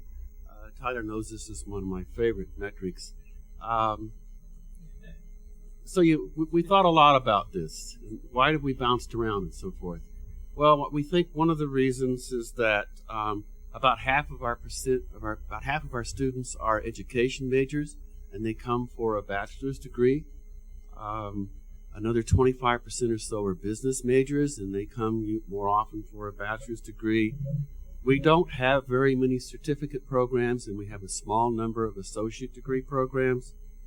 Our enrollment has gone up each year, and you don't want to react in terms of tenure track positions. For example, right away, you want to be certain as possible that that longer term investment is justified, and so we're cautious about that. But we took these numbers and we actually changed our strategy, and that's what the long-winded thing at the bottom says. We looked at that and cost per completion, and we thought a lot about our students in terms of completion. We've been concerned about graduation rates, as our retention rates have gone above 70%, when at one time they were 50. Our graduation rates have not gone up as much. So we discovered doing some research that we had a number of students who had actually achieved a 2-year degree in terms of their credits, or they were very close to it. So we decided to tap those students on the shoulder and say, hey, you know, you could get a 2-year degree along the way to your 4-year degree, and you've got that in your pocket, and it's a great achievement, and it's certainly a success. So we did that, and we've had a number of students say, hey, you know, that's cool, we'll do that. And so we have seen our completion numbers go up, and I think that's why you see it going from 60 down to 47. And remember, it doesn't take very many for us to change it.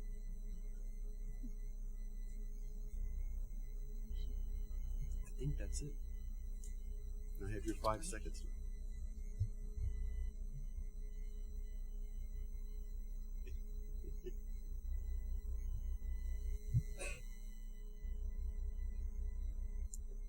Madam Chair, members of the board,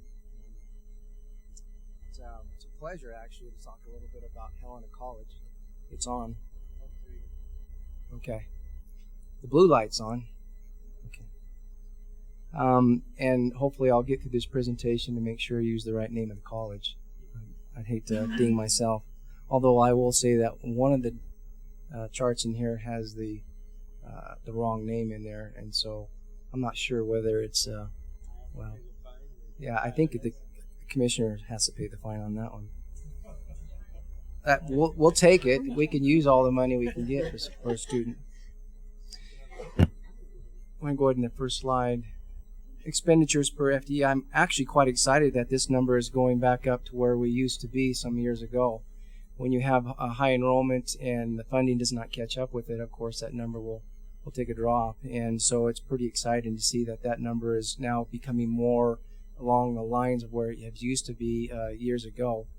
And that the shift in some of the dollars within the state has moved back over to Helena to pick up some of the massive growth that we've had over the last few years in trying to take care of those students. The next slide is continuation of this particular the previous slide. But what I would like to draw your attention to is the state support per FTE and the average resident student per FTE. About 7 years ago, that was about 67-33, 67% from the state and then 33 from the student. So even though in two-year education we have not increased the cost of tuition, the student, however, as a percentage is paying a larger portion of the overall cost for education in the two-year sector. And this is very true at Helena College. Our numbers are I think, are pretty consistent over time, but that's the number that I watch very closely to find out how much that student is actually paying, even though that tuition may not have gone up. The enrollment figures here, our enrollment this year will more likely be flat, maybe a slight tick down, but not by a whole lot. And we have adjusted our budget to accommodate that. We pay a lot of attention to the graduating class, retention issues, those items that will tell us what possibly might be our numbers for the next year and what financial considerations that we need to take in regards to the numbers of students coming in. I also want to point out this is an FTE number, and we've had a significant growth over the last 4 years in FTE. But at a two-year college, to be a real healthy two-year college, you're looking at not only full-time students but part-time students. When you're meeting your local need, you want a lot of your community to come in and take certain classes that will benefit them in their job, that will prepare them for the future. Somebody may need just to come in and kind of bone up on an accounting course or something like that. And so you're looking at a larger number of part-time as opposed to full-time, especially if you're a commuter campus. And I would say that this is a healthy thing for a two-year college to be, is we do like to have a tremendous amount of full-time students, but it's not a bad thing to have a lot of part-time students who are meeting those needs of our communities. What we're seeing here is we have more students taking fewer credits, which means we have a higher number of part-time students. As we look at our demographics over the last few years, we saw a departure away from the full-time and an increase in the part-time. And that's because we've added so many general education and transfer courses and preparing students then to come in and take a few classes who want to go on to a four-year college may go online and finish off a 2-year degree. And so this is actually a pretty healthy thing for an institution of our type. But we are making the adjustments, what we project to be the budget for this fiscal year and potentially for next fiscal year. The expenditures per program, if you take a look, we're about almost the 50% level for instruction, and combining academic support and student services, we're at 75.8 for expenditures in our program.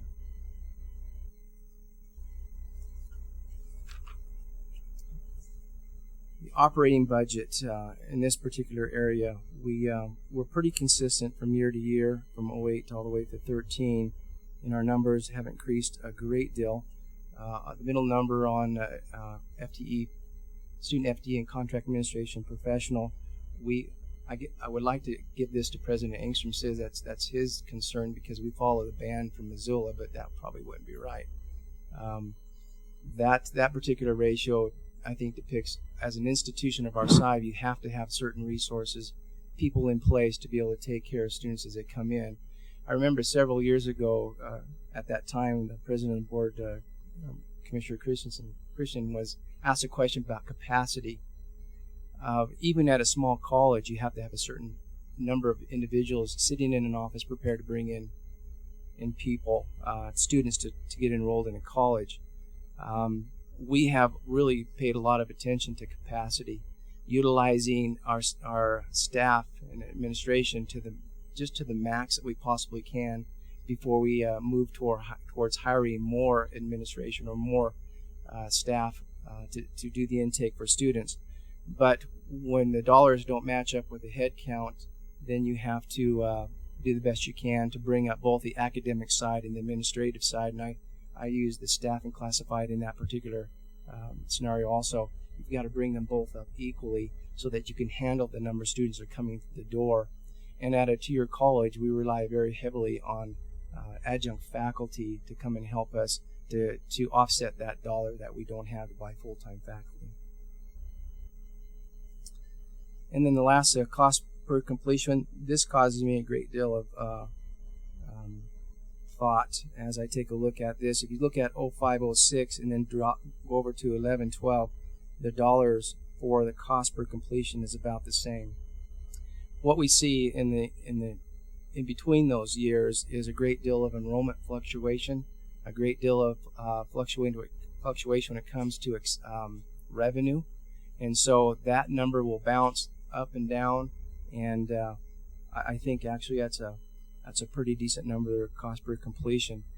We also have to remember at a 2-year college that we have open enrollment, and we take everybody that comes through the door, and so we have a lot of students that need remediation, and when you need a significant amount of remediation, the potential for completion drops significantly. So we take the students as they are, we move them along as best we can, and then we hope and we push them towards completion, but not all of them will go that direction. And that will conclude my presentation. Thank you all for those reports. Now at this time we'll turn to members of the board to see if there are any questions or comments from the folks who just presented. Regent Tuss. Thank you, Madam Chair. I have a question for Chancellor Story. Chancellor Story, I'm intrigued about how academic scheduling drives enrollment, and I'm very intrigued with Experience One. Can you quantify the number of students at Western that are there primarily due to that academic scheduling model? All of them. Good job. Regent Tuss, sorry. We look at that a lot, and it's a very difficult number to get a good handle on. But anecdotally, many students that I talk with say they came or they stayed because of Experience One. And in my mind, what it's done is allow our faculty to take advantage of that schedule and teach even better classes. Experiential learning is a big part of it. So, for example, they can go and work on an art project for a day. They can, in 3.5 weeks, they can go in the field. We have students that are traveling abroad, which we didn't have as much before. We have students that go to Chicago or to Tucson or wherever it may be, to whatever they want to study. And I think that's made a big difference. Do we have good numbers on it? We really don't. But I have to tell you from experience, the 3 private schools that have block scheduling don't have good numbers either. It's been tough to count. It's tough to survey the students to really know if that's what attracted it and what keeps it. But my gut reaction is that it attracts a large number and keeps a large number. Further questions or comments from members of the board? Regent Teal. Madam Chair, similar to Todd's question earlier, I think there is a lot of interest this year with talking about and learning more about performance-based budgeting. And I was wondering if, President Engstrom, you could talk to strategies you're using on your campus or are happening elsewhere in the system to use strategic planning or some of these metrics and tying them to budgeting. Regent Teal, members of the board. So at the meeting after the last legislative session when we did the reallocation, at that time you indicated to us that you wanted to see us begin to incorporate performance-based funding into at least into the internal allocation within the UM affiliation and also the MSU affiliation. So we have been talking about that and examining some various things. Certainly the idea of completions, as we've talked about here, is one way of doing that. The idea of retention rates and so on, bringing those into play, is another way of doing that. We have not, as a UM affiliation, yet focused in on a model that we think we would like to use.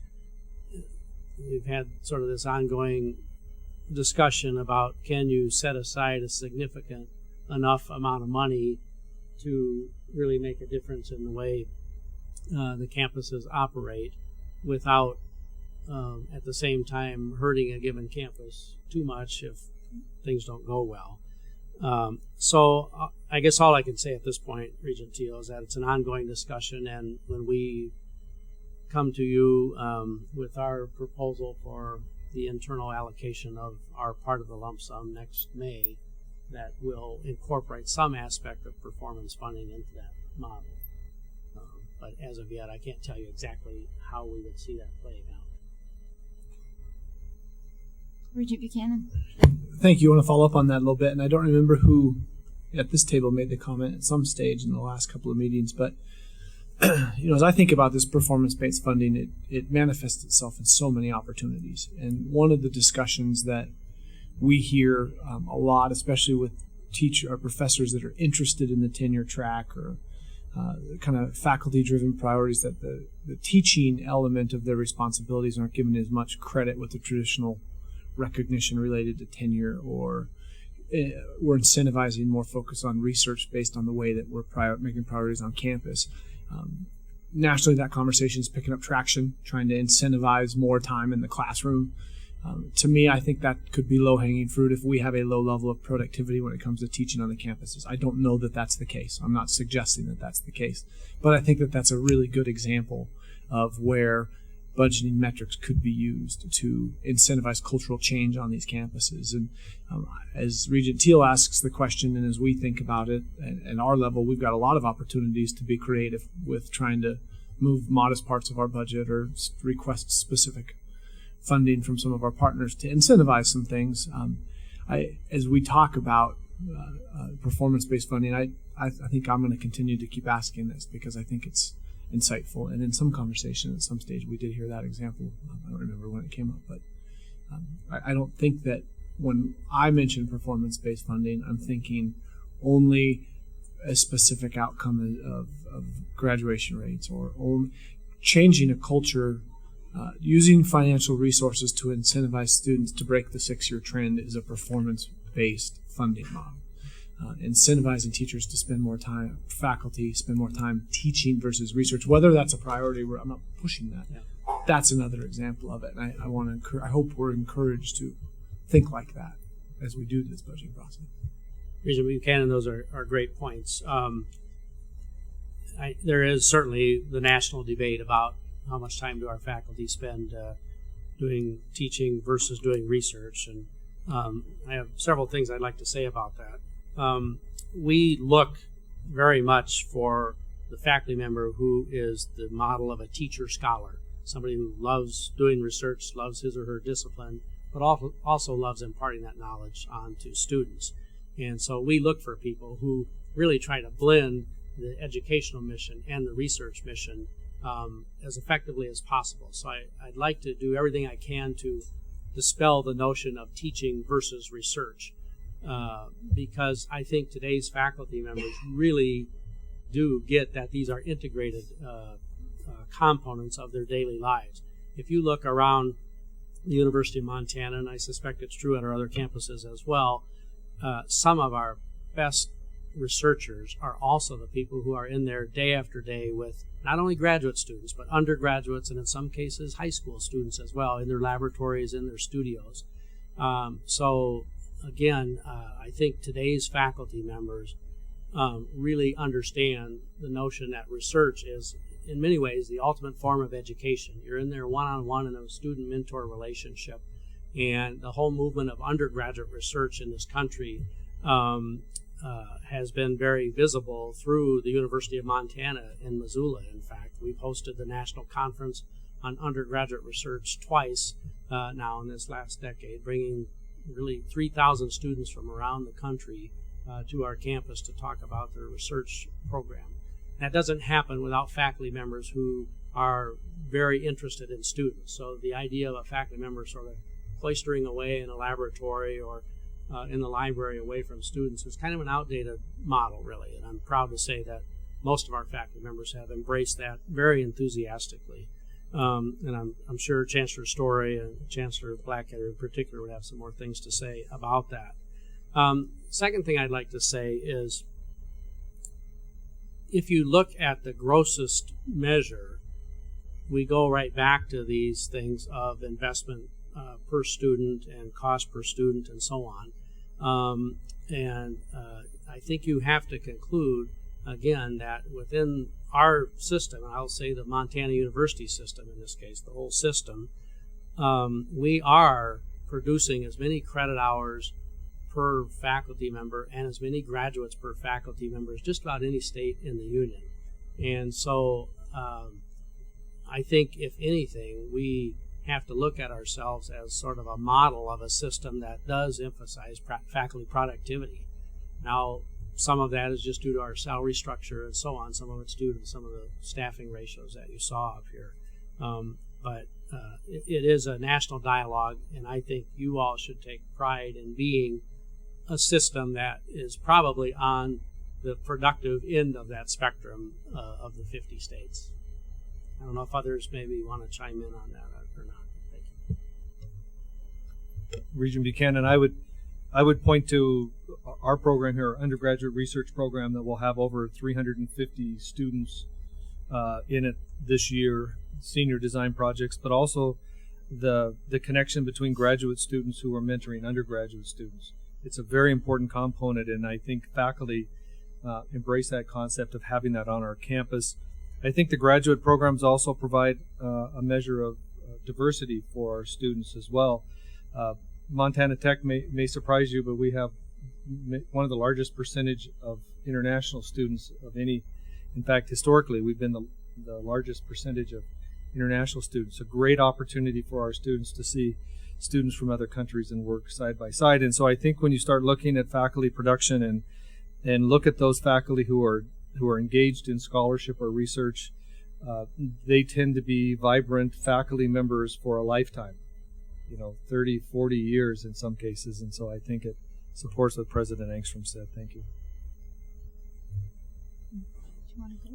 Regent Buchanan. Thank you. I'm not sensing a defensive tone. I am not on the offensive of this. I don't suggest that I'm making any sort of priority evaluations. But let's talk about the other idea that I gave.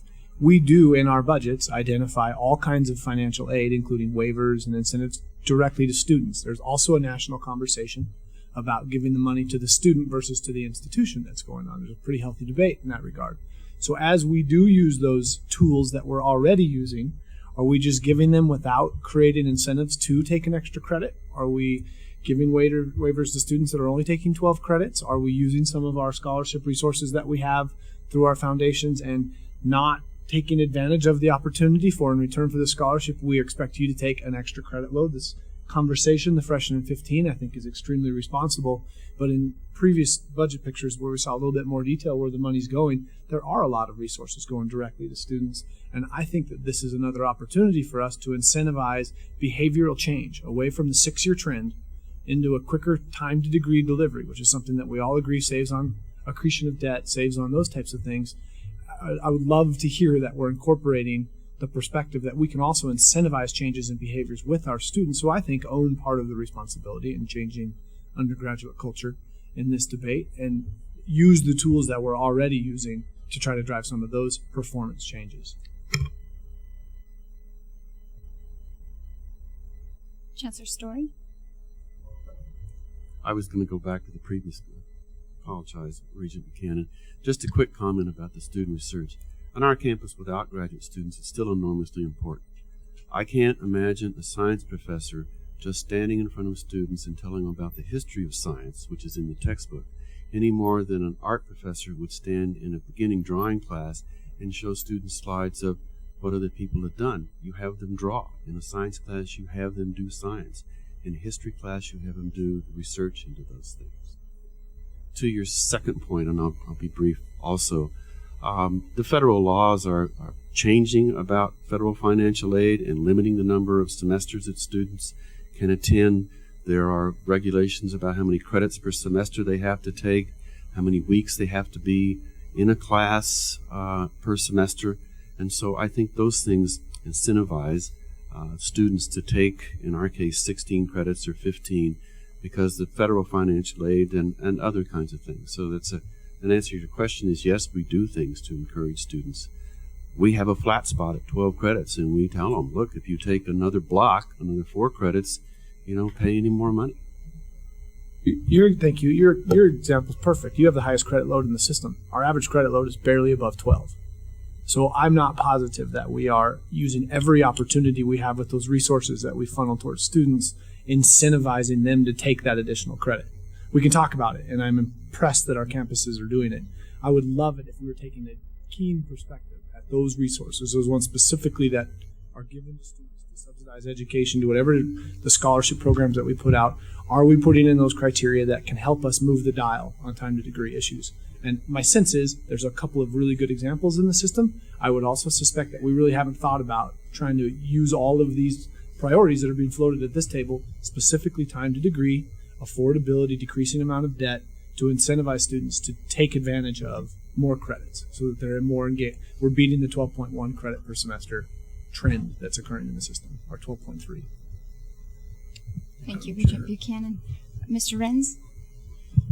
I want to second what President Engstrom said about research. There was an article in the New York Times earlier last fall, actually, criticizing law schools because there were law professors who'd never stepped in the courtroom, and asked how is it possible that a law professor could teach about the practice of law when they've never practiced law. And our reaction was fine, because I did the count, and the collective practice experience of our law faculty at Missoula was over 200 years. And that is the analogy to research and teaching. We couldn't be as good a teacher in the law school if we hadn't stepped in the courtroom and then walked into the classroom and said, this is how it's done. The same thing is true, and I can say that as a former undergraduate botany student. I did undergraduate research, and I was taught by my doctoral professors how to do that correctly. And it was that one-on-one experience, and sometimes one-on-2 or 3 experience, that was extremely educational. I don't want my kids have now graduated, but I can't think that we would want our children to be taught by the professor who was at one time the leader in her field. I want them to be the leader in their field and stay current, and the way to do that is through research. Your second comment, I think, needs to take a little more cognizance of the change in the nature of our student bodies. It's older. It's a student body that has what we used to call non-traditional students, who are now becoming more traditional students, students with families, students who can't afford necessarily to take the full 15 or 18 or sometimes 21 credit load that others who have, who lack those responsibilities can do. So I think before we start making broad statements about 12 versus 15 versus 18, we need to take a little greater cognizance of who we're talking about. Yeah, the 18-year-old freshman with no responsibilities, if we need to incentivize them, then we should. But the 28-year-old coming back to university with 2 kids and a family to support needs to work outside. And we need to recognize that as well. Thank you, Mr. Renz. Regent Williams, then Regent Krause. Thank you. I want to attach myself to most of what Regent Buchanan was, I think, getting at. And that is attaching determinate behavior on the part of students to attach that to receiving waivers as a trade. I think there's something to that. I agree with the previous speaker's remarks about how we have to accept that the student body is changing, and so some of those sort of contractual deals between the student and the school might not work as well with some of the student body. But let's take athletes. There is some discussion, not regent to regent, but citizen to regent, about attaching a no alcohol agreement for football scholarships and waivers. Maybe it's simply an overreaction to the behavior of some basketball and football players, particularly in our major flagship schools. I'd like to ask a question. I think it was Miles and Dawson. I've been leafing through here trying to find the page that caught my attention. I'm sorry I can't find it, but it seemed to me there was an anomaly with regard to waivers, student waivers, at those 2 schools, Miles and Dawson.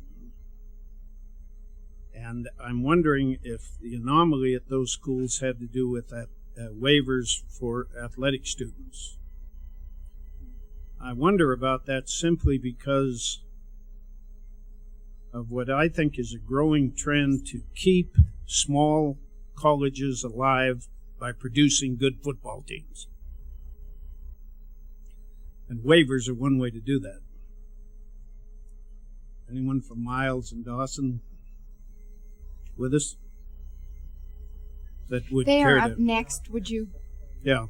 All right. And when you come up, would you want to address those purpose of the waivers, and do they, as seems to be going very heavily toward football players? Thank you. Thank you, Regent Williams, and perhaps that gives those folks a place to begin the conversation. Regent Krause. Thank you, Madam Chair. Good job by the side in stirring up some conversation, and I appreciate that. A couple of things. We have these beginning metrics, and they've kind of been applied to everybody. I think it's important to think about when we actually go to some performance budgeting. We'll be looking at our overall goals. One that I keep talking about, the Lumina Foundation goal of having X% of adults having a post-secondary degree by 2025. That goal, the idea that education can close the gap between the have and the have-nots, how that works. And as we work some of those goals, the efficiency goals, they'll be different. We're sort of just showing them out there. These are metrics, and we're showing them for everybody. I think that they will change.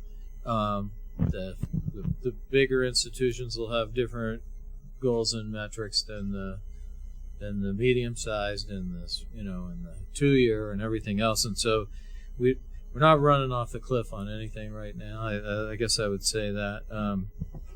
But I do think that having some overarching goals will, in addition to efficiency goals, will be an important part of what we develop in the next 2 years. And again, this is a test case, I'd say, in some ways, reading some of these things. The one that everybody's been complaining about a little bit obviously needs some refinements.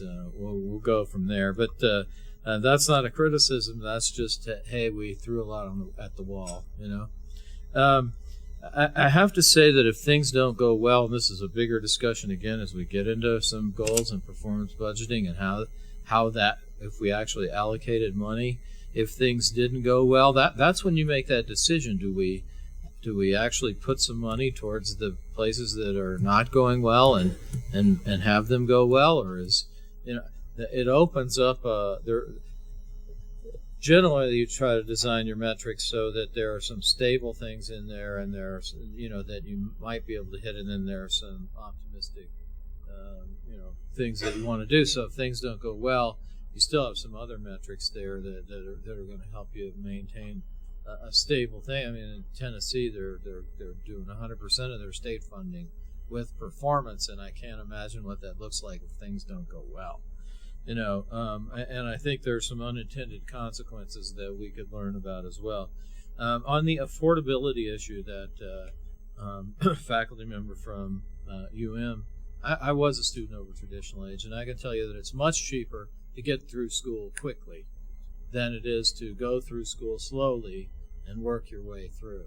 And so one of the ways we can address what you just said is we can look at how we're providing services to those students over traditional age, which will make that red line go up more than that blue line. But the other thing I think will happen is we can present that financial analysis as we're going to the students over traditional age that might have 1 or 2 years of school already, and making a case for them to pick something where they can get through in 2 years, 1 year, 3 years, and also show them how borrowing the money and getting through and getting a job right away really pays much better than stretching it out over 6 years. So there's more to having made that analysis in my own life and benefited from paying attention to that. I can tell you that it's much better to take a high credit load and get through. And yes, I was married and had responsibilities, so yeah, it's something to look at. Commissioner Christian. Madam Chair, follow up on that.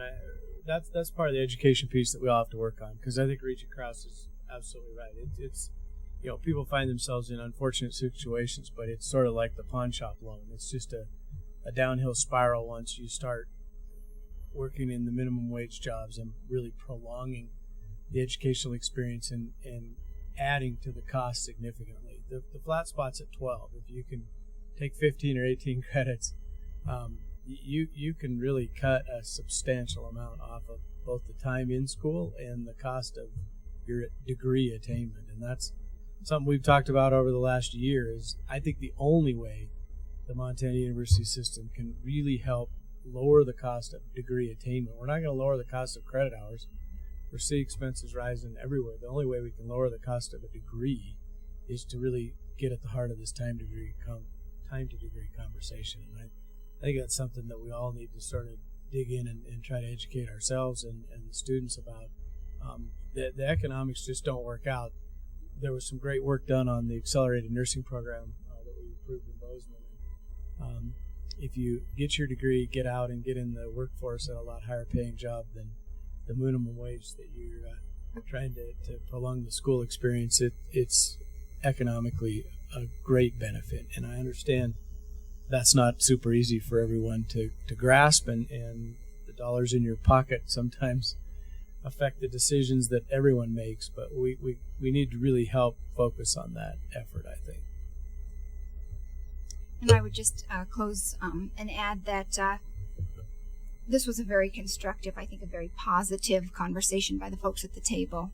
And I think we all gained a great deal of insight. And it is important, as Regent Krause suggested, to keep in mind not only our goals and our intentions, but perhaps what may be the unintended consequences of actions as we move forward. And I can tell you that I think that we as a board will move forward and make every effort to be cognizant of both our good intentions and also of any unintended consequences that may come as a result. So I thank you all for participating in the conversation. Now we're at the point in our agenda where we will take a 15-minute break, and when we come back, we'll hear from Madam our Chair, community colleges. Before they stood up from the table, I just thought that the Regents need to take a look. It was great to have Dick sitting in front of the sign that says Governor. Governor Story. And the other one is Legislator. Thank you all for your patience as we have moved forward in these conversations. I think they're yielding some very interesting dialogue. So with that, then, we turn it over to you. Madam Chair, members of the Board of Regents, thank you for having me this afternoon. Good afternoon. The Bakken is a great thing for the state of Montana, bringing in a lot of money, and it's really great for eastern Montana, but it's not very good for Dawson and Miles Community College. I mean, Dawson Community College is in eastern Montana. I can see North Dakota from my house.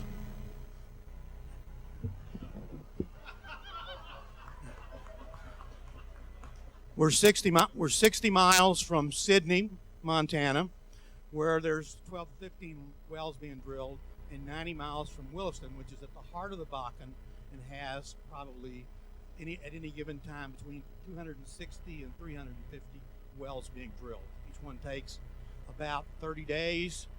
Hire some of them is close to 1,000 people, and they use 625 semi-loads of equipment per well. So that's a lot of truck drivers and a lot of employees. Those folks in our area are getting hired right out of high school and within a year make $50,000 or $60,000. If they have a CDL, they can make $80,000. Okay? If they have any kind of training at all, they can make $100,000. So there's lots of big money going on there, and the big thing about it is having places to live. Now, Sidney was behind the curve, and they're working real hard to get caught up. And Williston was really behind the curve, and it's a mess over there. In Glendive, we're actually getting ahead of the curve. Right now, we have one hotel that's just been completed. We have 3 more going up. We have 48 new apartment projects going up. We have 26 condos that are about half built. And we have numerous subdivisions where they have single-family homes being built. So they're trying to stay ahead. But it is affecting our enrollments, and I'll show, as you can see later. Our enrollment started dropping as soon as the Bakken started hitting us hard, which was in FY11. You can see that it starts dropping in FY11. And so that also, that for the operating expenditures, if you watch in FY12, they start jumping up a bit. Okay, that's because there are fewer students, and it costs more money to operate per student when you have fewer students. We're like a lot of small schools. We have one person that does every job. There's almost no jobs that have 2. I have one person that does admissions and financial aid. Okay? I have one person that does student support services. So we have one person that does the advising, one recruiter. So we basically have one person in everything except for maintenance and custodial work. So we have to have those. We have to keep those services no matter how many students we have. Our balance between resident and non-resident students has changed over the last few years, primarily because our athletic coaches have been recruiting more heavily out of state. Okay? Our Board of Trustees have noticed this, and they are in the process of changing the college policy to ensure that more recruiting is taking place within the state and less outside of the state. Okay? It costs a lot more money for us to bring in an out-of-state student than to get one in Montana. Sometimes they're easier to get because you can get them online and they have films and stats and those kinds of things. And in Montana, you have to go sit in somebody's living room to get them. So, but the board is addressing that, and we are moving that way. On the enrollment slide,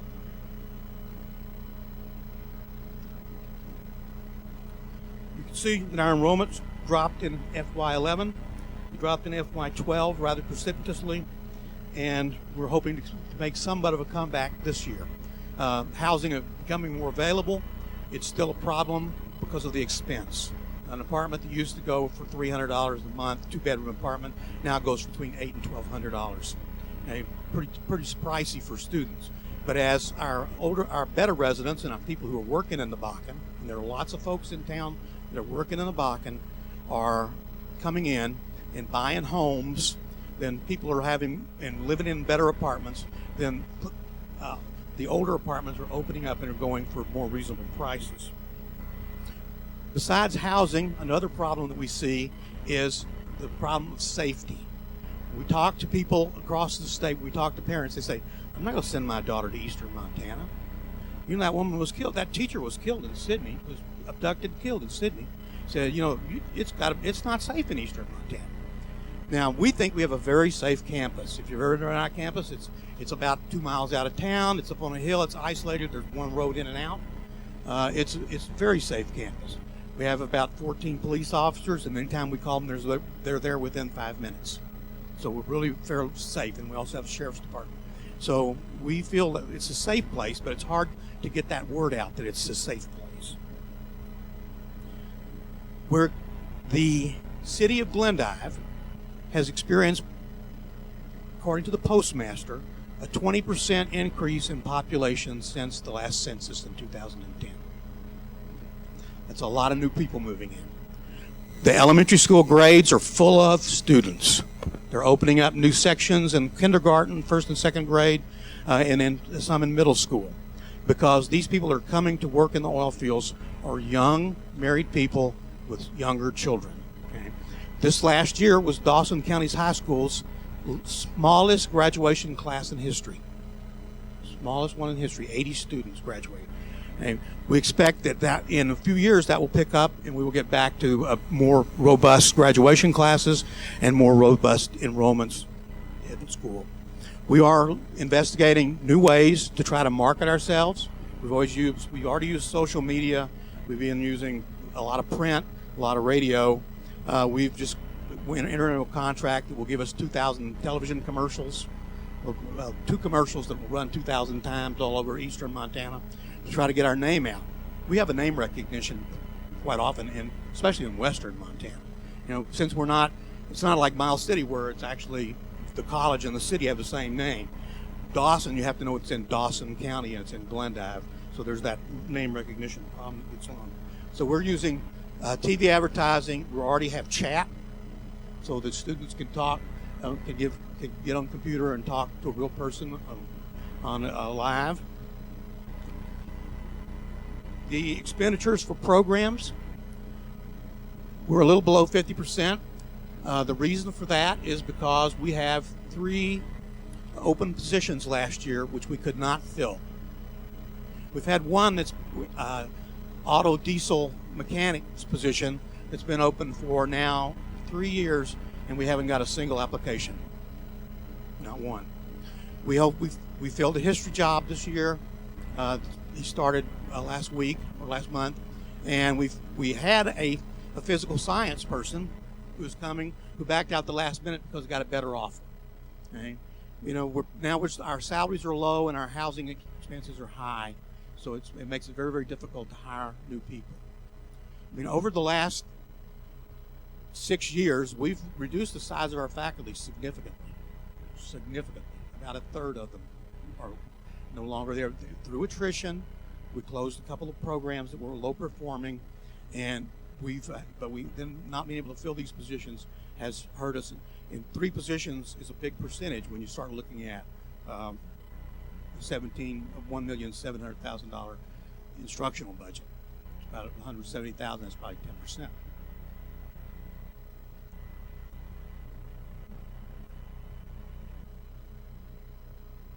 Our student FTE to contract faculty ratio, we're about 17.6 to 1. I think that's about right for us.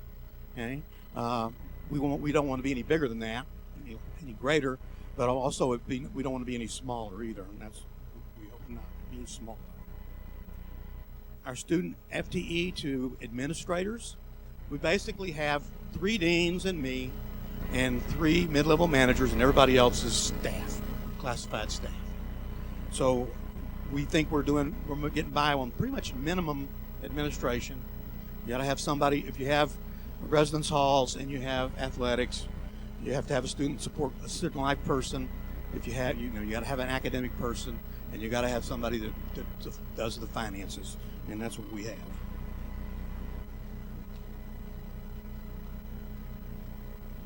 Our student ratio to classified employee, for a long time we didn't have enough classified employees. I think we're still operating at a minimum. Again, 1 job, 1 person, no backups, no duplication. We made the conversion to Banner over the last couple of years a nightmare for us, because simply, you have to do all that training and do your job at the same time, and that's really difficult. Our cost for completion has gone up and down with the enrollment. Enrollment drops, the cost for completion goes up. Enrollment goes up, the cost for completion goes down. So that's my presentation, and I'll be happy to answer questions at the appropriate time. Thank you. Thank you very much. Now we'll hear from Dr. Karras.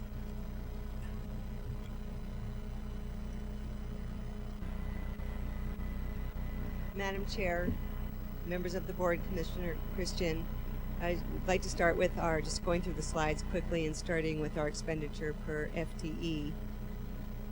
And as you can see, there's been some increase in expenditure per FTE, and that's due to several factors. One certainly is we've seen a slight decrease in our enrollment over the last 2 years. But we've also added some newer high-cost healthcare programs and occupational trades programs in response to our local community needs. And those are more expensive programs, so they have increased the expenditure per FTE slightly.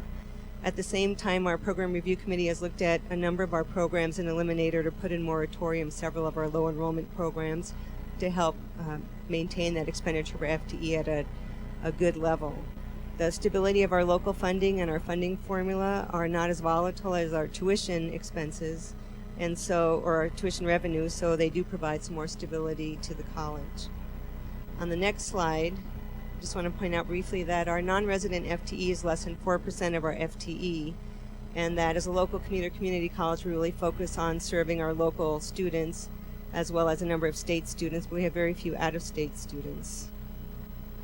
On the next slide, the enrollment slide, just share with you that we had a 41% enrollment growth if you look at fiscal year 2008 to 2012.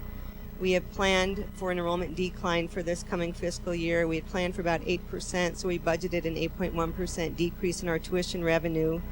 But at our 15th day report, we're down only about 5%. We know we will have no trouble meeting our projected budget. We did have a large graduating class the last 2 years, as well as the change in the economy. Many of our students are also moving and traveling to eastern Montana to work in the Bakken oil field. So Halliburton actually has charter planes that they fly from Kalispell to eastern Montana so that their employees can work there and fly back and forth and remain living in the Flathead. Our enrollment management team and our institutional researcher on a regular basis review our enrollment data so that we can continue with our data-driven decision making and help us to continue to plan our budget attached and tied to our enrollment. On the next slide, the expenditure per program or by program. For the past 5 years, we've been pretty consistent in our expenditure by program. We are increasing the percent of the budget allocated to instruction. Our campus budget committee advises us on our budget and tuition mandatory fees and how to allocate those. And the local board is very involved as well in our budgeting process, as I know you all are fully aware of. On the next slide, the operating budget ratios, as I stated earlier, our occupational health care programs and other occupational programs are more expensive programs and have resulted in an increase in our instruction expenditures per FTE. We really have fluctuated in a narrow range between 2008 and 2012, even with the 41% increase in enrollment during that same period. At a community college, as you've heard earlier from a number of people today, when we're looking at staffing ratios, we really focus on the head count. Our part-time to full-time student ratio is almost 50% equal. 50% part-time students, 50% full-time students. All of those students need the same financial aid, counseling, advising, tutoring, all of the services that the full-time students get, the part-time students receive as well. So that's why you see some of those numbers. And then on the last slide, just want to share with you a few things that our completions per 100 FTE have increased from 14.9 in fiscal year 08 to 21.7 in fiscal year 12. Over that same period, even as our enrollment increased by 41%, our completion has more than doubled from 203 to 416. There are a number of reasons that have added to our increased completion rates. Our Title III grant to focus on how we can revise our advising to help students to help our student retention and student completion. The Trade Adjustment Act funding for dislocated workers from 2008 through 2011 really helped provide students the opportunity to attend school full-time and not be part-time students. Again, research shows that if students can attend full-time, as you heard, they're more likely to finish. And also we've had an increased focus on the completion agenda, and investments in student support services have really, as I said, helped to impact our increased completion rates. We've also, if you look at adjusting for inflation, the cost per completion is virtually the same as it was in fiscal year 06. Thank you. Thank you, Dr. Karras. I'll hear from Dr. Hickswath from Miles City. Thank you, Madam Chair, members of the Regents. Most of my presentation is very similar to President Cargill's data, and most of our numbers have been impacted by our decreasing enrollment and implementation of Banner. So if we can go to the first slide, you see our expenditures per FTE, and they have gone up slightly, and that is due to our enrollment decline. We have also, as President Karras said, implemented program review to keep that number steady. In the next slide, this is where the anomaly that Regent Williams talked about appears. You'll see that our non-resident subsidy per FTE is listed at minus 16.3. This is due to our 32 FTE GEM students. And for those of you Regents who are new, several years ago, Miles Community College implemented a tuition reduction program where we allowed in-state tuition for residents of Saskatchewan, North Dakota, South Dakota, and Wyoming in order to compete with what is happening in North Dakota's reciprocity program. And it's a specific community development strategy that I have worked on with our Chamber of Commerce and local economic development group. We are using our local mill funding to fund this quote-unquote waiver. In terms of our waivers for our athletes, our football program is undefeated. However, certainly funding athletics is complicated. We have residence halls as well as food service that we need to put into the whole concept of having athletes on our campus that are indeed from out of state. So that it certainly does affect our budget numbers.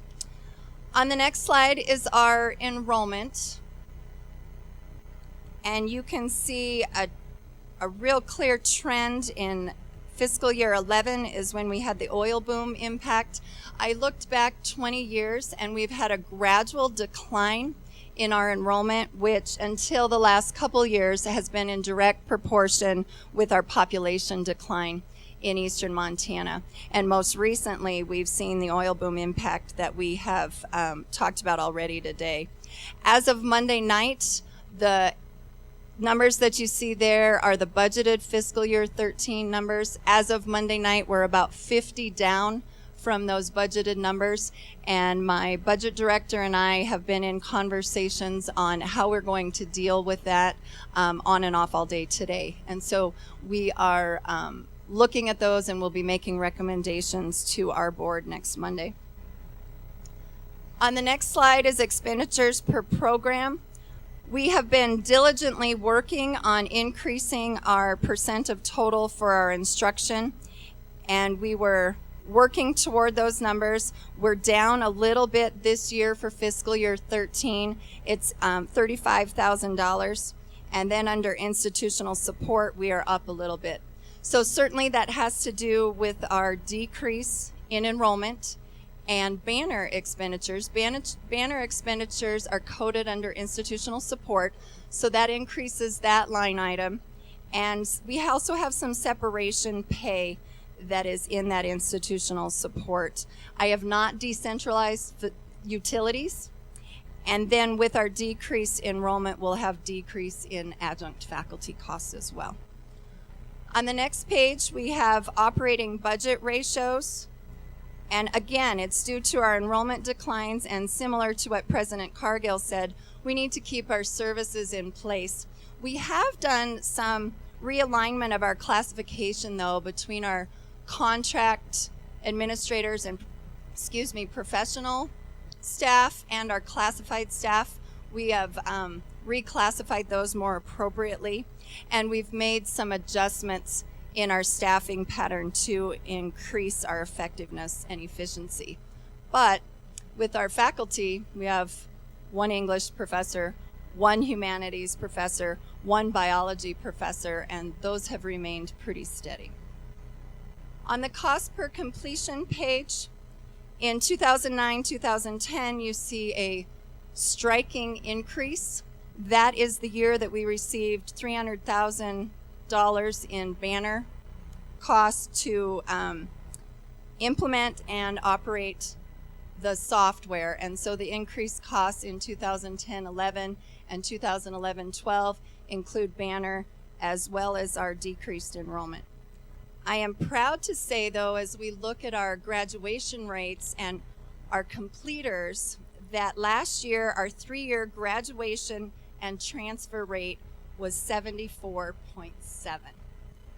We have been recognized nationally by the Aspen Institute as being one of the top community colleges in the country for our graduation and transfer rate for the last 2 years. So with that, that concludes my presentation, and the community college presidents will stand for questions. Thank you, Dr. Hickswaw. Are there questions or comments from members of the board? Regent Tess? Question for President Cargill. Looking at your projected enrollment numbers, could you explain those a little bit more? Because we heard from 2 schools that the Bakken is having a negative impact on their enrollment. But if my math is correct, you're projecting a 27% increase at your school, and you're in the heart of that stuff. And maybe I'm getting these numbers mixed up. We believe we have to work a lot harder. You know, we're enlisting all our faculty to make phone calls, We're trying to increase our dual enrollment, try to work more with adults, do more for experiential learning, credit for experiential learning, in order to try to hold those numbers up. And you think that work will pay off in a 27% jump in your tuition? We think it will, yes. Enrollment. We also, there were some things we did because we're inexperienced in Banner, and we lost some FTE that didn't show up this time. We can correct those, and our registrar built some classes prior to the 15th day, didn't populate them until the 30th day, and that way they don't count. So we lost some FTE that way. So we think we can make it back up. Thank you. Regent Buchanan. Thank you. I think this is an important enough trend for us to give it some serious consideration and some comments. I mean, since I've been on the board, I've been hearing the same story from DCC. This has been a challenging trend that I don't know how you work with your board, President Cargill. Talking to President Hickswaw and seeing some of their reactions, I'm hearing from Eastern North Dakota that they're taking enrollees because they're really just dropping all the university function and going workforce development and working very hard to go create relationships with the industry partners up there that have the potential to invest in these programs. I haven't heard any examples of how we're going to do that, or if that's what we need to do.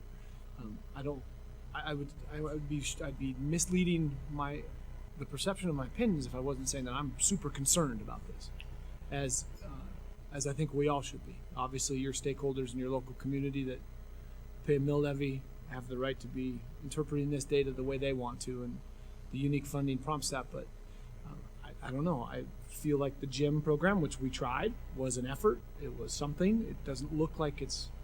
It's hard to tell how impactful it's been.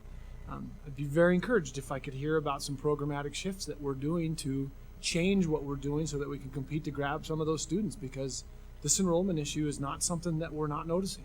We're working. The state's noticing. Madam Chair, Regent Buchanan, we're working with a Barry Horseman out of Midland College, who works for the oil and gas industries, does and organizes training. We've sent out a survey to 150 oil and gas companies that do business in eastern Montana. We've gotten back a good number of them, but not enough. So our folks are calling to make sure that they're back on that, to make sure because we need to get those oil industry executives or representatives on our campus so we can talk about what their needs are. Now, this last summer, we tried a 9-day PEC Premier jobs training job for specifically all kinds of safety training: hydraulic safety, driving safety, lift safety, forklift safety, a 9-day unit. We didn't get any registrations because the companies have to support it. They're going to have to pay the bill, because the guy on the street is not going to be able to pay $2,800 for 9 days. And we were in a position where we could house them in our residence halls and feed them. So we also tried, we outsourced a truck driving program. It was a 4-week program. We got one applicant to come with that. We had to cancel it because there's just not enough people who take it.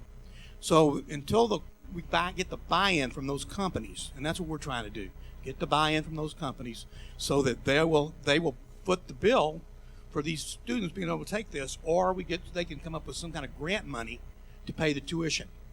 We had a very successful truck driving program when that wired grant paid the tuition. But the students can't come up with that kind of tuition. The tuition for the truck driving school is like $4,000. It's very expensive. So we're trying. Now, Williston has been doing this for a long time, and they've got a lot. They're bringing in $10 million a year, doing nothing but workforce training, non-credit workforce training. They have a separate facility for them, so they don't mix them up with their regular students. And they let them smoke on campus, and those kinds of things that you just don't do with your regular students around, in order to make those go. So they had a lot more experience than we are. We're just doing the best we can to try to get into this business. And again, remember there's about, last time I read it was like 15 rigs in Montana, where there's 300 in North Dakota. Until it moves a little further this way, it's going to be harder for them to sell them on coming to Dawson rather than staying in Williston. Thank you, Dr. Cargill. Go ahead. The only other comment, thank you. The only comment I'd have is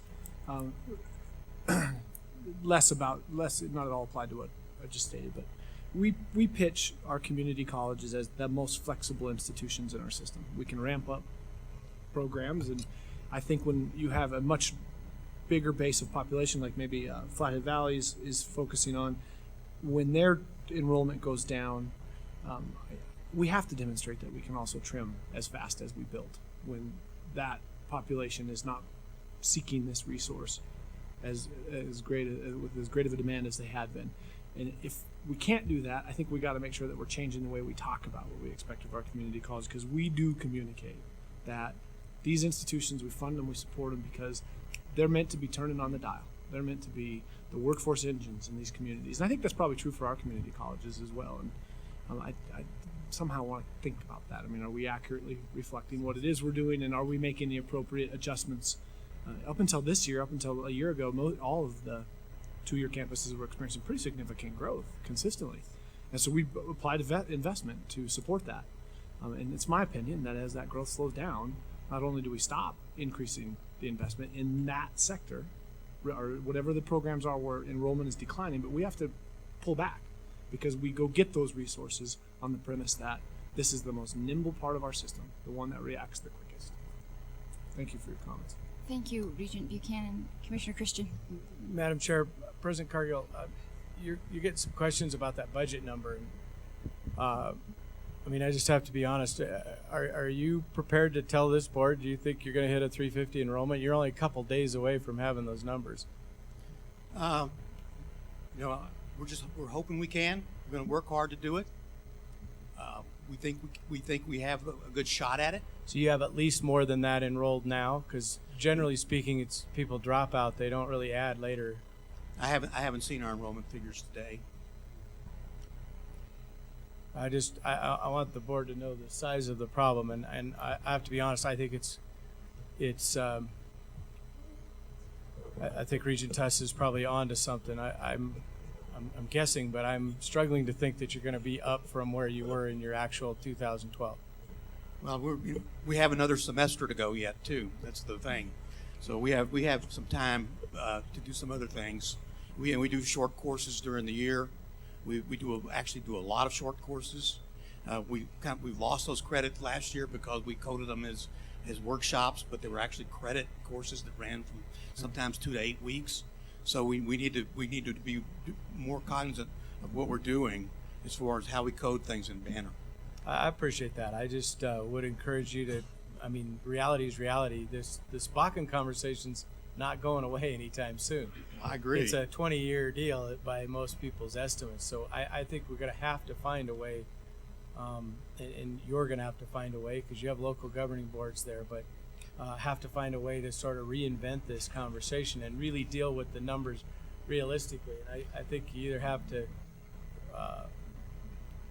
have an aggressive plan to contract or an aggressive plan to do it, but it has to be realistic, and optimism alone can't make your budgets balanced. So I just encourage you to take a pretty serious hard look at where you're going to be and make sure that we stay fundamentally and fiduciary sound as far as this board's concerned.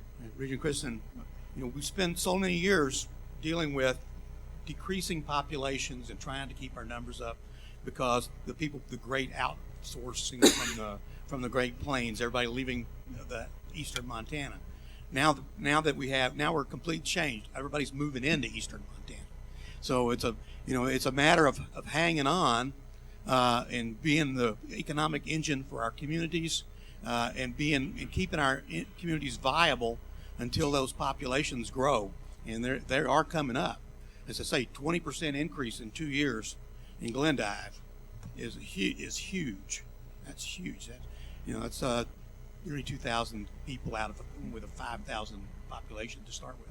Madam Chair, President Cargill, I completely agree. I just think that the hanging on, I think, is what worries me. It's going to have to be a reinvention, I believe, at this point in time. You can't outlast this thing. And my advice to you and your local boards is, I just don't think you can keep your head down and make it happen. I think some of the North Dakota schools have proven that there's a way to find yourself through it, but it's going to take some reinvention and some hard work and some creativity to try to fit those needs. And certainly we encourage you to do that, and anything we can do from the Montana University system, we'd be glad to help or participate any way that we can reach out to your boards and try to be helpful. Appreciate that. Thank you, Dr. Cargill. And I too appreciate your optimism, and I appreciate the conversation today. And I think that we all sense that there is a great sense of urgency. And I would ask that you bring that sense of urgency back to your local board and work over the course of the next couple of months to bring back to us a vision of here's where we will make cuts or change or reinvent so that we are not having the same conversation come January or come next fall. And I guess I'd like to see some key work done on that, maybe as early as our November meeting, if not sooner.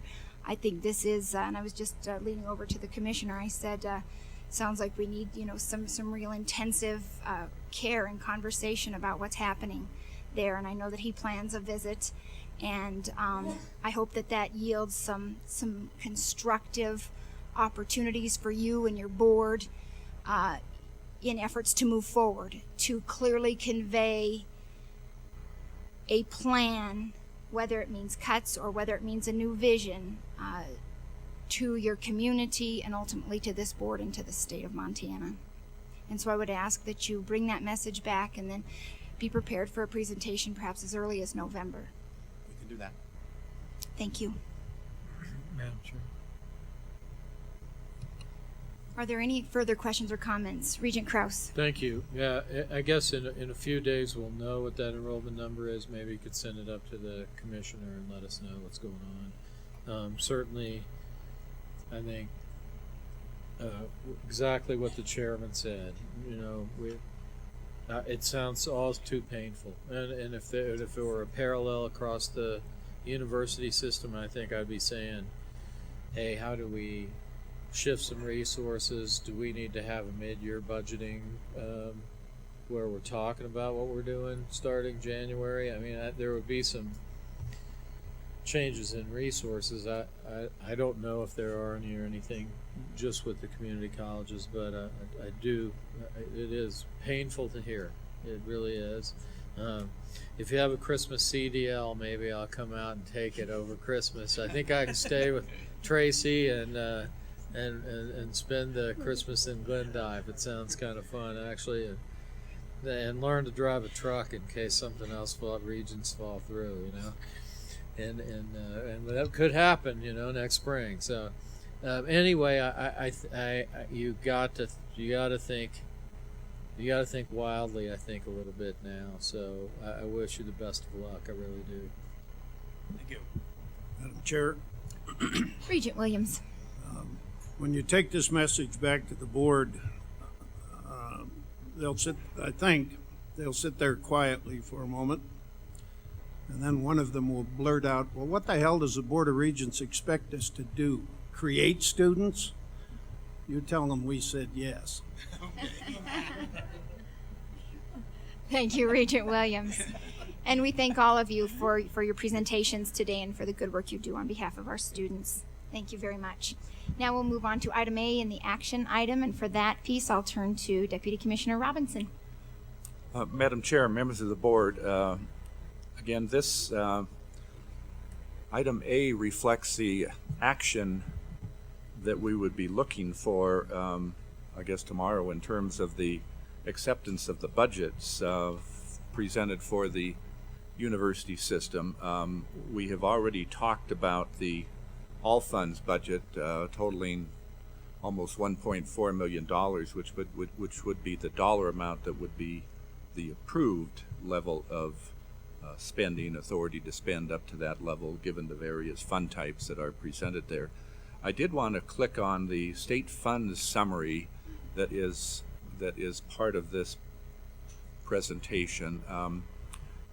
Of the $1.4 billion, there is $210 million of state funding that's incorporated into the budget.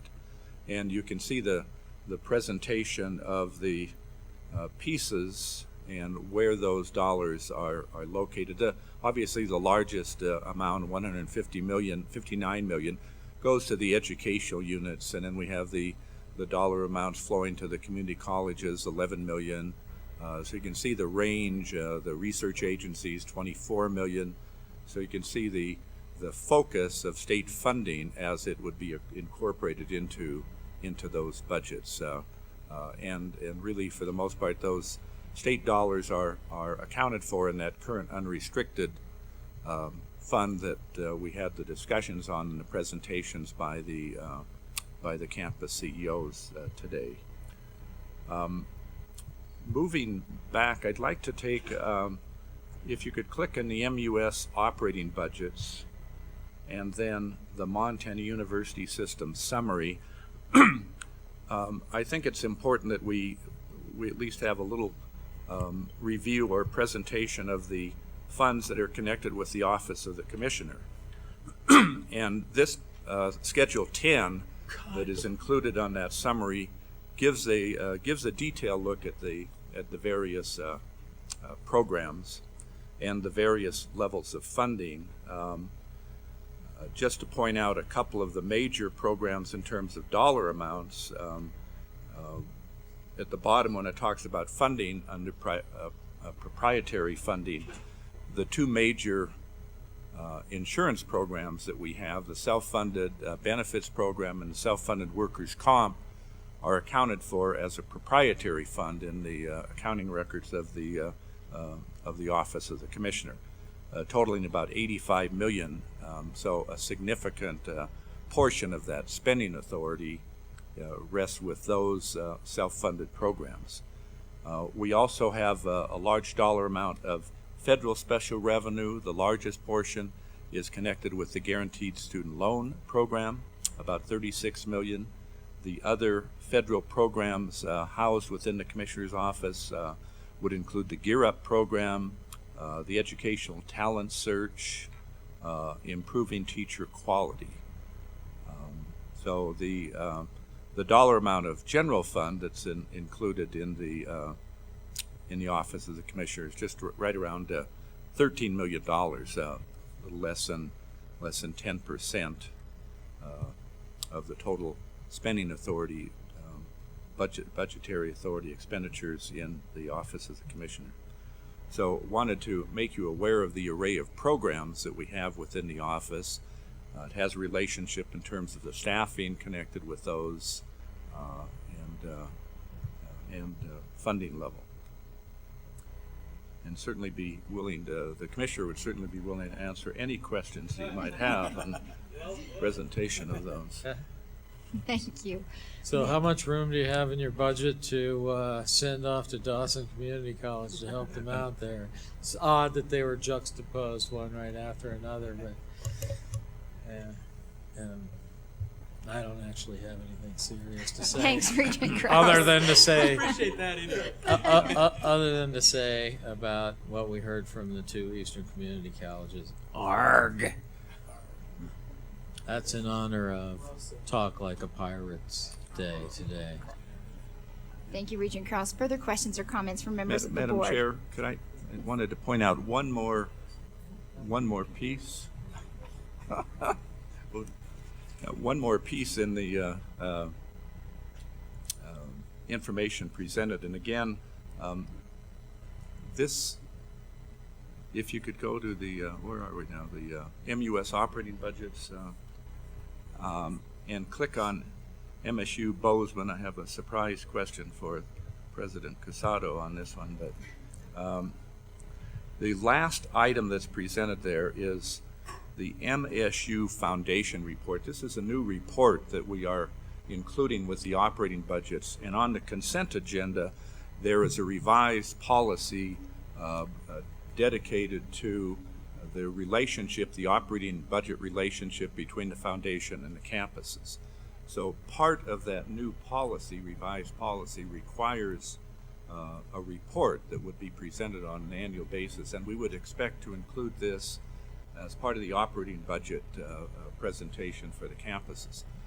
The only campuses that we were able to move forward with this report on were the MSU Bozeman campus and the Missoula campus. And so there is a link on the Missoula operating budget information. It also has a similar report.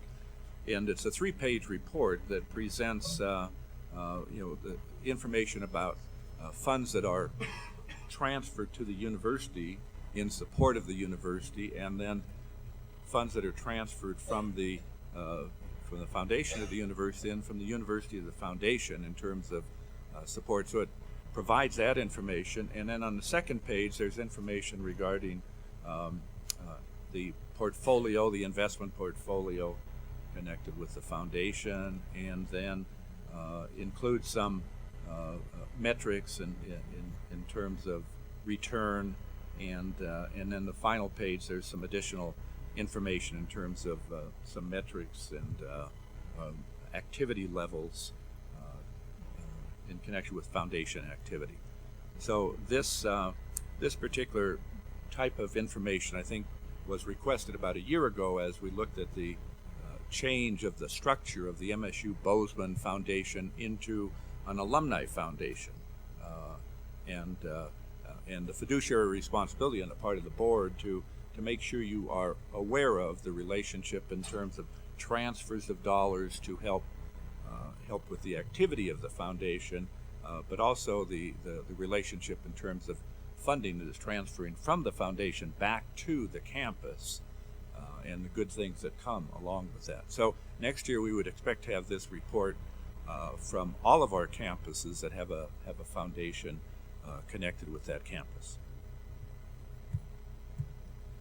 Madam Chair, and just a comment, this is something that, as Deputy Commissioner Robinson said, this is something the board took an interest to about a year ago, and we had more conversations about it last November as we made some changes to the Montana Tech Foundation. And I just want to thank everybody that participated. It was a real collaborative effort with the foundations involved, and people from my staff and from the campuses that have come together and formed a policy that I think both complies with their independent non-profit or not-for-profit status, and yet creates the accountability as far as the board's fiduciary responsibility for this. So I'm very happy with the work that was done here, and think we've made great headway on this.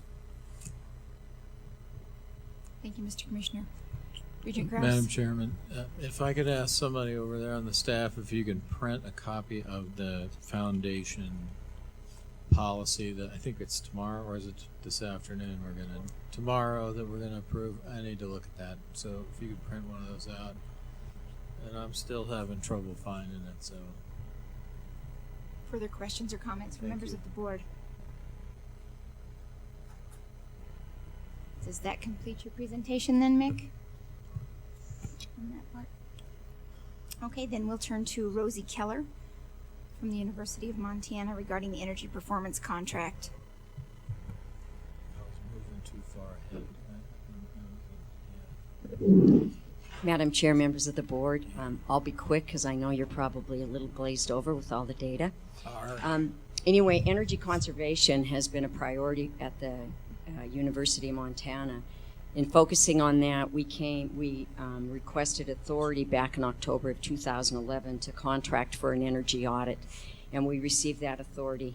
Subsequent to that, we engaged with McKinstry to perform that audit, and as a result of that, they did an audit of 3 auxiliary facilities, the University Center, the Grizzly Pool, and our campus recreation facility. After reviewing the results of that audit, we determined that it was in our best interest to, as a phase 1, do the University Center primarily because our greatest savings will be there. There are 3 major components to that project. We would be replacing the makeup air as well as the building controls, and we would also be upgrading the chilled water system.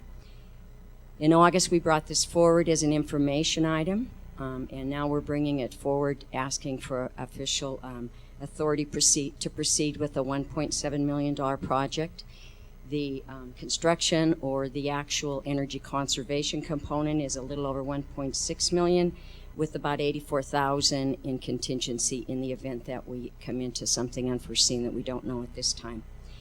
We're fortunate in that we won't have to finance this project. The director of the University Center has been very astute in setting aside dollars, knowing that that building had issues.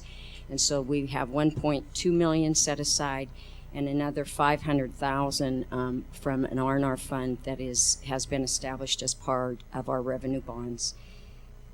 When this project is done, we will have about $82,000 in savings, in utility savings, which will be about a 20% reduction. So this is a real great project, and we hope that you will approve it for us. I stand for any questions. Thank you. We appreciate your remarks. Questions or comments from members of the board?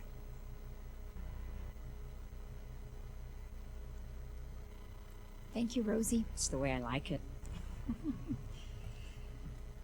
For our next two items, we will turn to Terry Least from MSU Bozeman.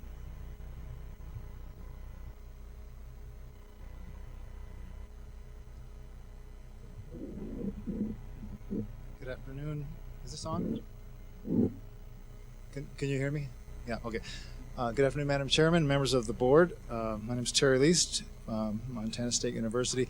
This first item is for authorization for renovation of the dining hall facilities. We have been in the process, and we've had several items here at the board in the last year for improvements to our residence halls and dining room facilities. We now have a business plan based on some consultants' work specific to the dining operations and all over campus, including the residence halls and in the sub, etc.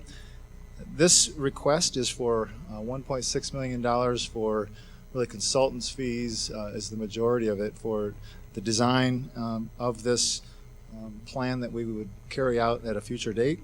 And none of these dollars are state general fund dollars. This is all auxiliary funds that would support this particular effort. So are there any particular questions on this item? Regent Williams. Is there bonding to take place? Thank you for the question. Regent Williams, bonding would only take place if and when we proceeded with the plan that was developed by the designers. So your auxiliary funds will cover this cost. Thank you. Yep, that's correct. Thank you. Further questions or comments from members of the board?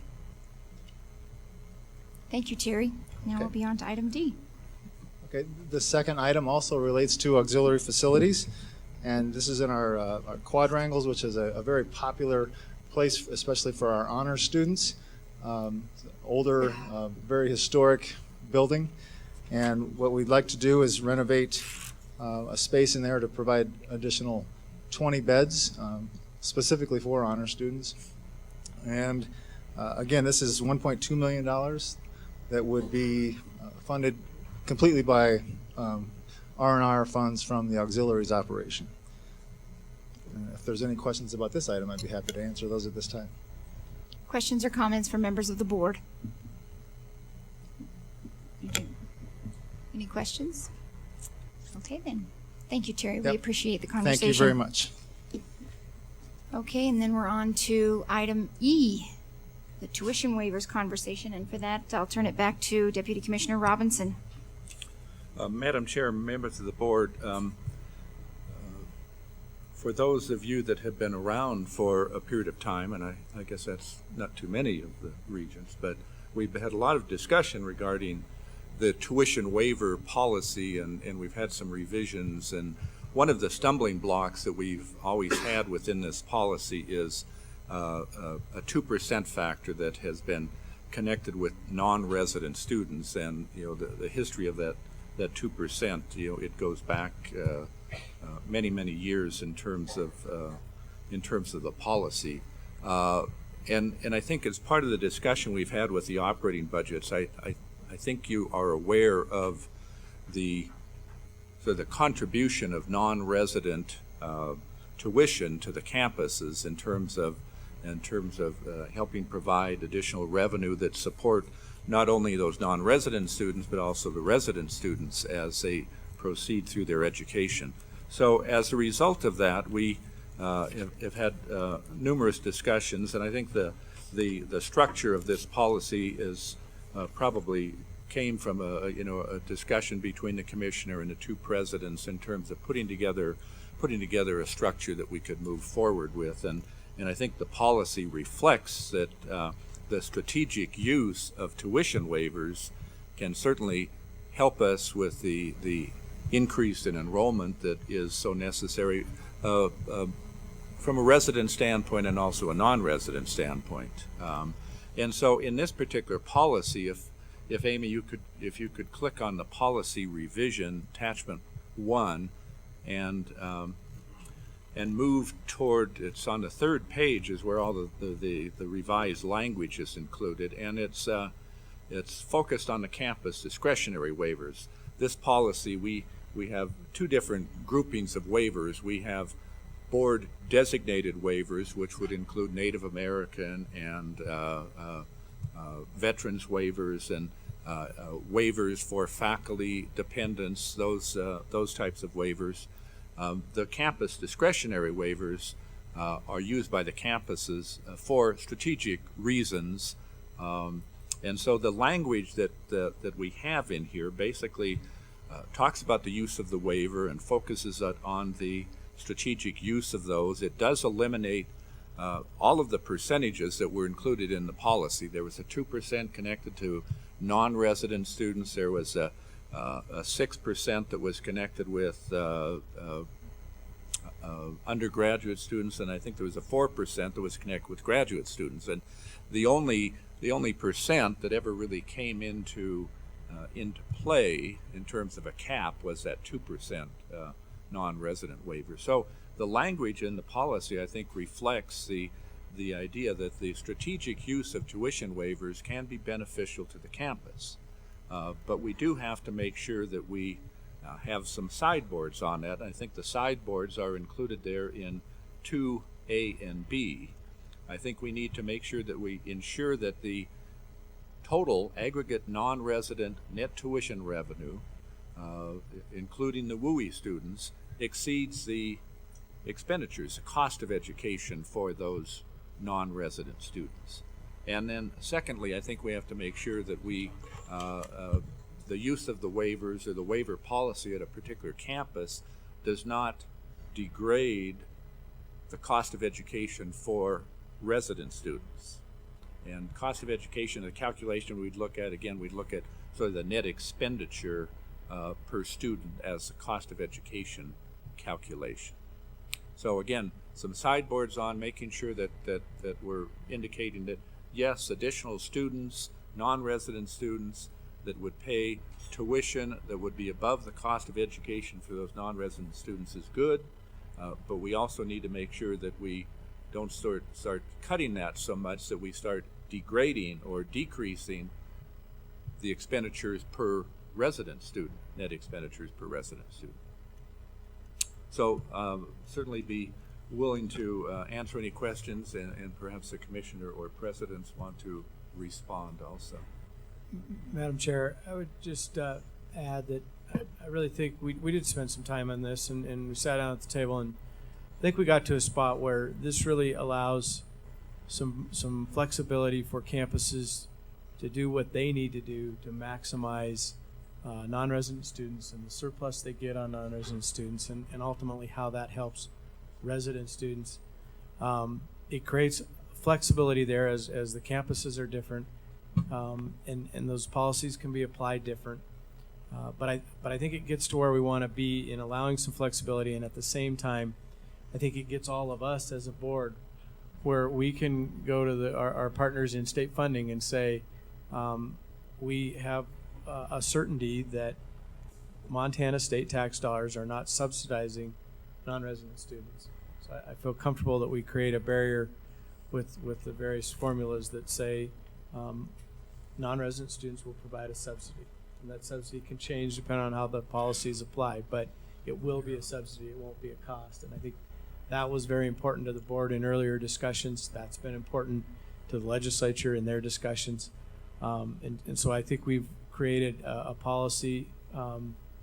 In so many ways, we've got to the keep it simple, stupid principle on this thing, and we took a lot of the guts out of it and got to a spot where I think it serves us very well by being fairly simple and saying we're going to allow the campuses to manage their campuses because that's what we hired our people to do, and we're going to leave them some flexibility to maximize that non-resident surplus, and at the same time we ensure some compliance with making sure we're not spending taxpayer dollars on out-of-state students. So very pleased with where we got with this, and I think it's ready to move forward to the board. Thank you. Mr. Commissioner, Regent Teal. Thank you. And first of all, I want to say I'm really glad that this is coming forward, and I want to thank Mick and everyone in the Commissioner's office who put the work in to make it happen. I did have one particular question. I think that I like the way that we've internalized our concerns into the policy in a way that still maintains flexibility for the campuses. In 2B, we say that we're not going to degrade the net cost of education applicable to the resident student population. My concern is that we saw that metric today, and we heard a lot of anecdotes from campuses on how that metric can shift based upon enrollment changes, you know, a whole host of different happenings on campus. So my question is, how are we going to measure that, unpack the different factors that can influence it, and apply it in a policy? Madam Chair, Regent Teal, that is a great question, and that is at the heart of this item B. I'm not going to tell you that it's super easy to track that, but that is the guiding principle that will set out the board's desire and our compliance with doing what we can do to make sure that doesn't change. But as you said, enrollment, I mean, that's why the sentence is there. It can move if you give away enough tuition, right? The cost of education can go down. And so that bullet point, although not overly complicated, is to the heart of that concern of the boards. And it'll be up to Frida and Mick and others working with Terry and Dawn now at the campus level to make sure that the policies as they're implemented aren't degrading the cost of education. It's just something that we're going to have to measure and keep track of and report back to the board as on an annual basis that we're confident that we're not doing that. Okay. I mean, I agree that it gets to the intent. I am still just a little bit concerned about how we're going to measure that successfully. And I guess I'm totally supportive of the policy. I just want to make sure. Madam Chair, Regent Teal, I share your concerns, and that's been at the heart of my concerns throughout this process. But I think we're going to have to let the process work forward, because I honestly don't think we can create an equation that we put this into and say, yeah, you know, it all works out or it doesn't. We're going to have to track it, and we're going to have to see what the policy decisions are and how they affect it and how it affects the cost of education. And we can track that, but it's going to have to be, it's just not, we can't create one size fits all application to put into a policy, because it is different on how it's applied across the system. And so I think this is a good approach. Although it's a very simple sentence, I take extremely serious, and everyone knows that's worked on this policy, that is the greatest concern we have, and we have to make sure that we're not degrading the educational experience for all students by our waiver policies. And I certainly have worked closely with Terry on this. Terry understands and shares our concerns, and we're just going to work closely to monitor this and make sure that we're in compliance with the policy. Thank you. Mr. Renz. I see we've stricken paragraph C3, which provided for graduate student waivers, and then moved and added graduate resident students to paragraph number 1 under resident student waivers. Do we know how this will affect graduate students who are non-residents but are paying, for example, resident tuition? I think in the language, and what we tried to do was simply indicate that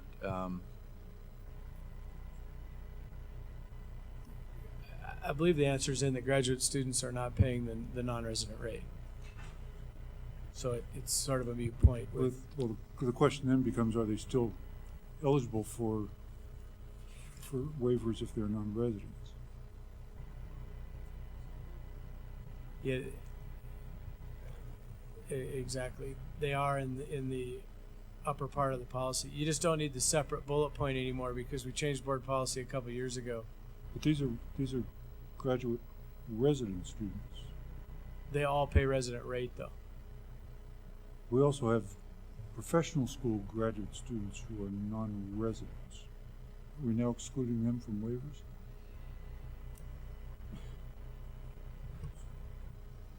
I think the language that we are looking at when we talk about the non-resident student waivers, we are not excluding. We're talking about the non-resident student waivers. We can waive non-resident student waivers. Now, we're not specifically saying, we didn't specifically include the term graduate or undergraduate in there. We, you know, as we have the graduates, the non-resident graduates presently, when we have research assistants or teaching assistants, they're presently paying resident tuition rates, so there's no waiver connected with those students. Other resident students, we can waive tuition for other non-resident graduate students under this policy. We just didn't specifically think we had to mention non-resident undergraduate graduate, but it's non-resident student waivers. So that applies to graduate and undergraduate. Yes. Student does, yeah. Thank you. Good clarification. Further questions or comments on this policy? Regent Krause? Yeah, thank you. I got to go back to B again, to 2B. It appears to me that sets the standard at $1,947 and whatever the other one was for UN. Is that whatever it was this year in 2013, that's it? And Regent Krause, Madam Chair, that's a concept we talked about, and again, I think we wanted to try to keep it simple enough that we don't set a bright line in the sand. We did contemplate sort of setting it, but then that creates a base, and there could be other policy decisions that change the cost of education. So the cost of education may change slightly up or down, regardless of what happens with the non-resident waiver piece of it. So we try not to put a number in there that creates a benchmark that could be affected by other policy decisions. It's not just non-resident waivers that can affect the cost of education. Right, but we looked at it today. They presented us the information. It had a couple of numbers in there. It said this is the amount that what we charge residents contributes to the subsidizing the undergraduate resident education. And so I'm having trouble reading that in some other way than to say can't fall below that number. Well, Madam Chair, Regent Krause, you're right about that in one sense, but there can be things, and we need to track and make sure that the waiver policy is creating a subsidy that we think it is, and we need to track with the campuses and make sure that it's having a positive effect, our waiver policies. But as we demonstrated today, resident enrollment can affect cost of education. Yeah. Which would have absolutely nothing to do with our non-resident waiver policy, right? So that's why we wanted to avoid putting a number in there, some bright line number, because it could be that other policy decisions or other factors like resident enrollment affects the cost of education. Okay, so we can't really set it on a number, and certainly we can't set it on a number system-wide. Right. Or we shouldn't, because the various institutions, that cost of education, as we saw today, varies dramatically.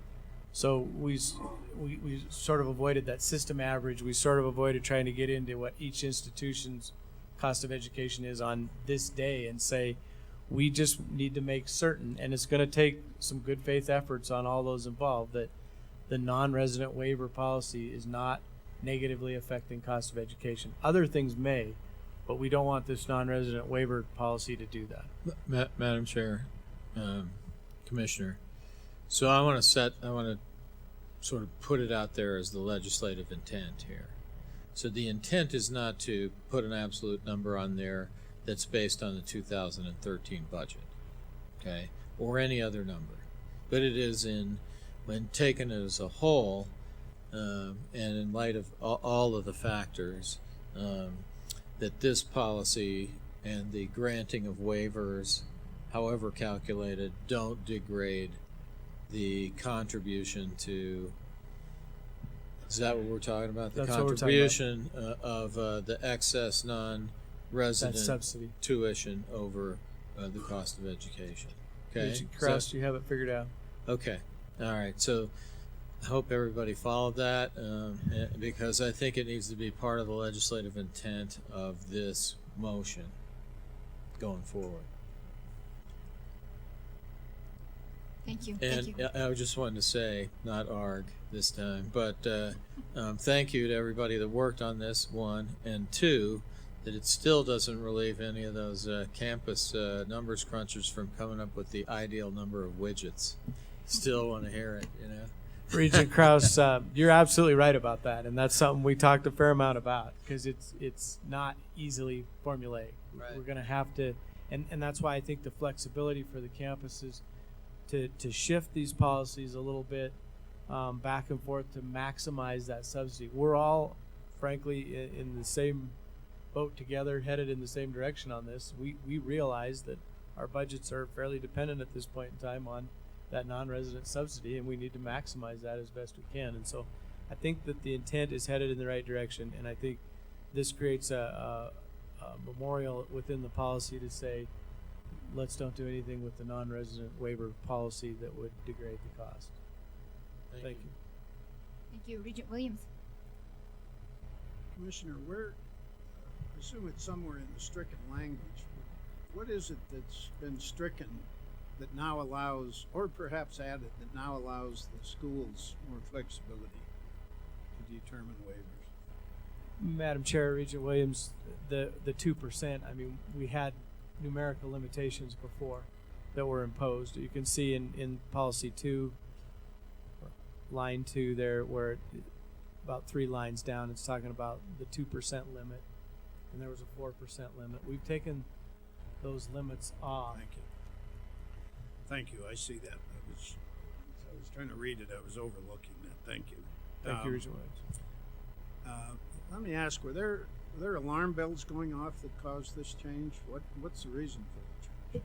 Madam Chair, Regent Williams, there was alarm bells going off in that we have candidly now both of our flagship institutions are over that 2% number.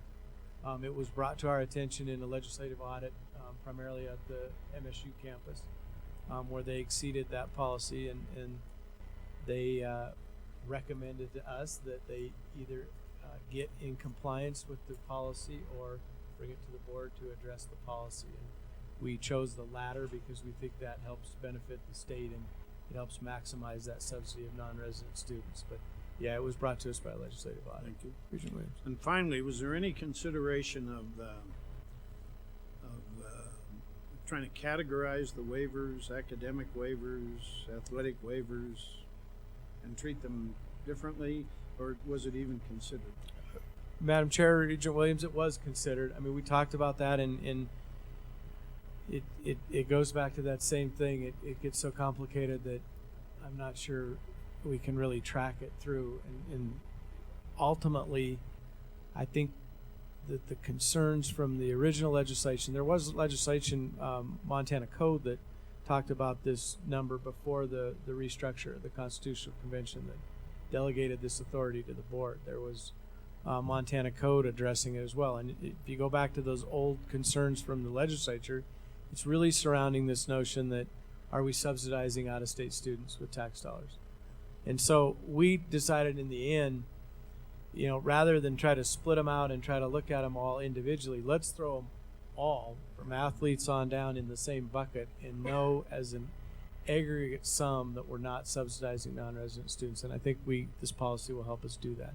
Probably, even though it's much more simple to that extent, I think it helps make it more clear that we can tell our legislative partners that we know we're on the right track there. We know that we're not subsidizing out-of-state students.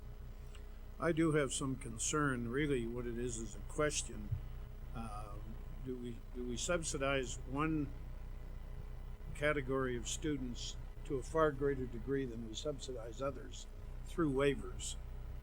Is there an unbalanced ratio between academic waivers and athletic waivers? I don't say that in an attack mode.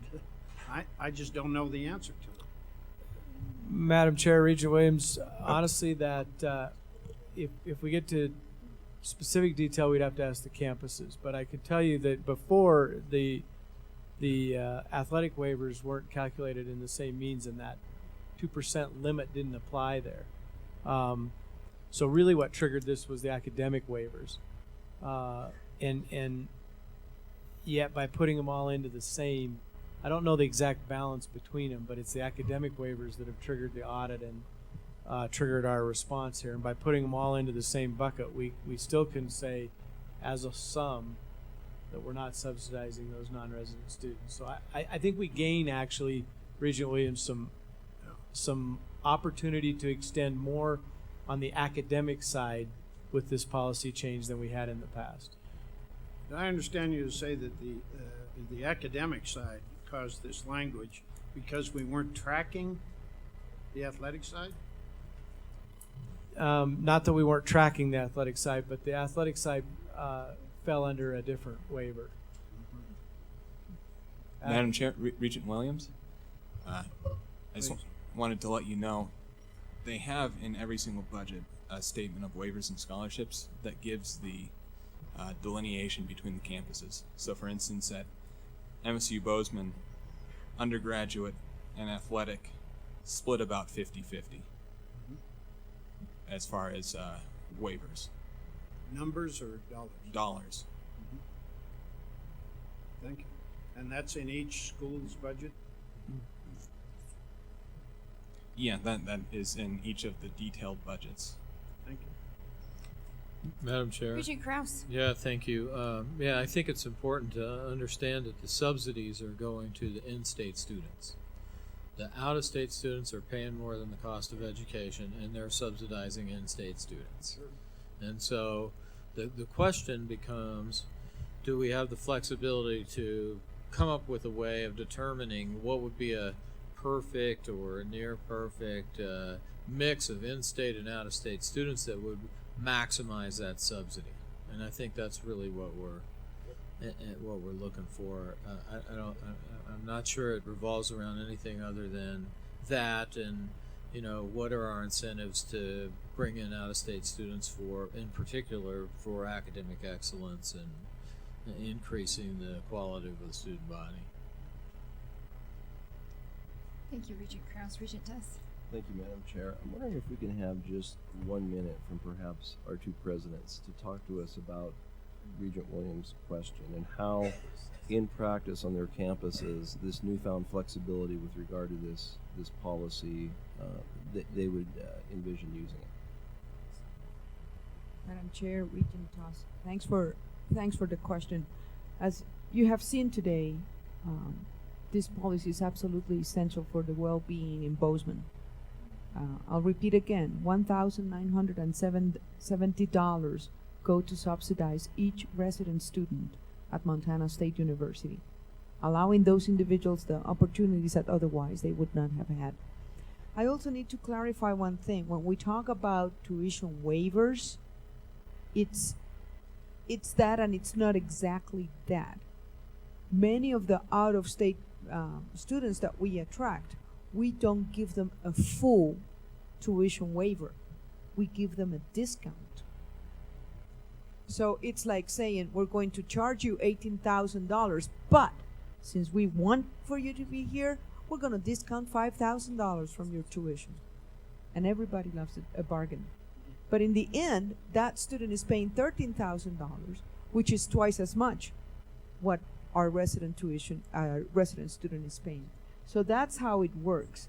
Our individuals in admissions, with the help of our deans and department heads, identify what's the profile of individuals, of students that we want to attract because of specific academic programs, because of very attractive ACT or SAT scores, because of we're jump-starting a specific program. And that's how we get to attract extraordinary out-of-state students that sometimes get to become regents at the Montana Board of Regents. Are you listening to this, Royce? She just gave away the secrets. Are you listening? Further questions, Regent Tuss?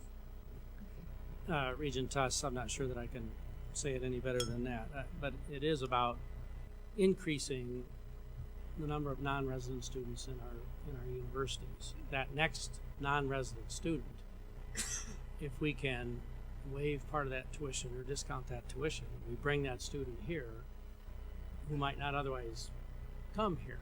And as long as we bring that student here bringing a tuition at least as great as that average tuition or that average cost now, it's to our good to do that. But if we discount too far, then we're bringing someone in who we start subsidizing instead of they're subsidizing us, and we don't want to be in that situation. So if we can bring more non-residents and still keep or even increase that average tuition, that's to everybody's benefit. Thank you. Regent Buchanan. Good discussion. Thanks, everybody who's done this. But I'm not going to miss my first opportunity to take a crack at this time to degree commitment that I hear the board saying. I'm not on the committee, but I would suggest that a provision, if we're pursuing academic excellence by giving a benefit to a potential student, I want to expect a better than institutional norm credit load so that we can start to culturally address this time to degree issue. So I'm not on the committee. I would request the committee take consideration there. If this is a priority of the board, here's the first opportunity since we're starting to talk about it. Thank you. Thank you, Regent Buchanan. Further questions or comments from members of the board? Further questions or comments from members of the board? Okay, then at this time we will go to the portion of our agenda that allows us to receive public comments. So I would invite folks to the podium.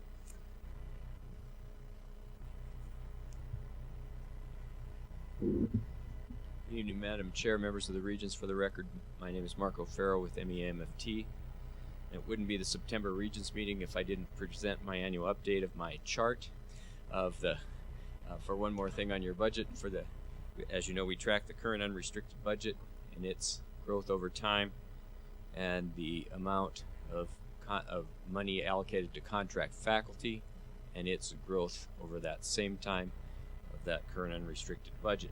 I have a chart, and I've also included the actuals from 2011-12 that are in your budget reports, and the budgeted amount. As you saw, current unrestricted budget proposed amount is up 5%, while the proposed amount for contract faculty is up 0.83%. So I will hand out this chart, and I'm gonna ask for a different question. And the question is, what is the cause of that? Why is that ratio essentially flatlined of current unrestricted budget allocated to contract faculty? I would like, and I'd be happy to help and get involved with some research in that, because I think you have lots of data. We've seen some new data presented here today by Mr. Trevor, and I think it would be a worthwhile endeavor to really dig into this system data and come up with why has that current unrestricted budget kept rising over time and the amount dedicated to faculty flat. So I would offer our expertise from our office. I would certainly love to partner with your office to do that, but it is a question that speaks to that ratio of instruction, and I want to compliment you for the diligence that you put about keeping that ratio at the 70% level, the ratio of dollars spent towards instruction. I think that's a great thing. This breaks it down even further, and you have a system of initiative that we support. We're going to support with you in the legislature on faculty recruitment and retention and salaries to a person. Your CEOs have talked to you about that. I firmly believe we have to take a look at this ratio. If we're going to improve that retention and recruitment issue, there has to be an explanation, and we have to get back to dedicating and prioritizing, if you will, budgets towards contract faculty. So I will hand these out. Certainly I'll be around for the next day or so if you have questions, but I think it's a very important thing, and I would entertain any invitation to help look at that data further. Thank you, Madam Chair, members of the Regents. Thank you, Mr. Farrow. Further public comment?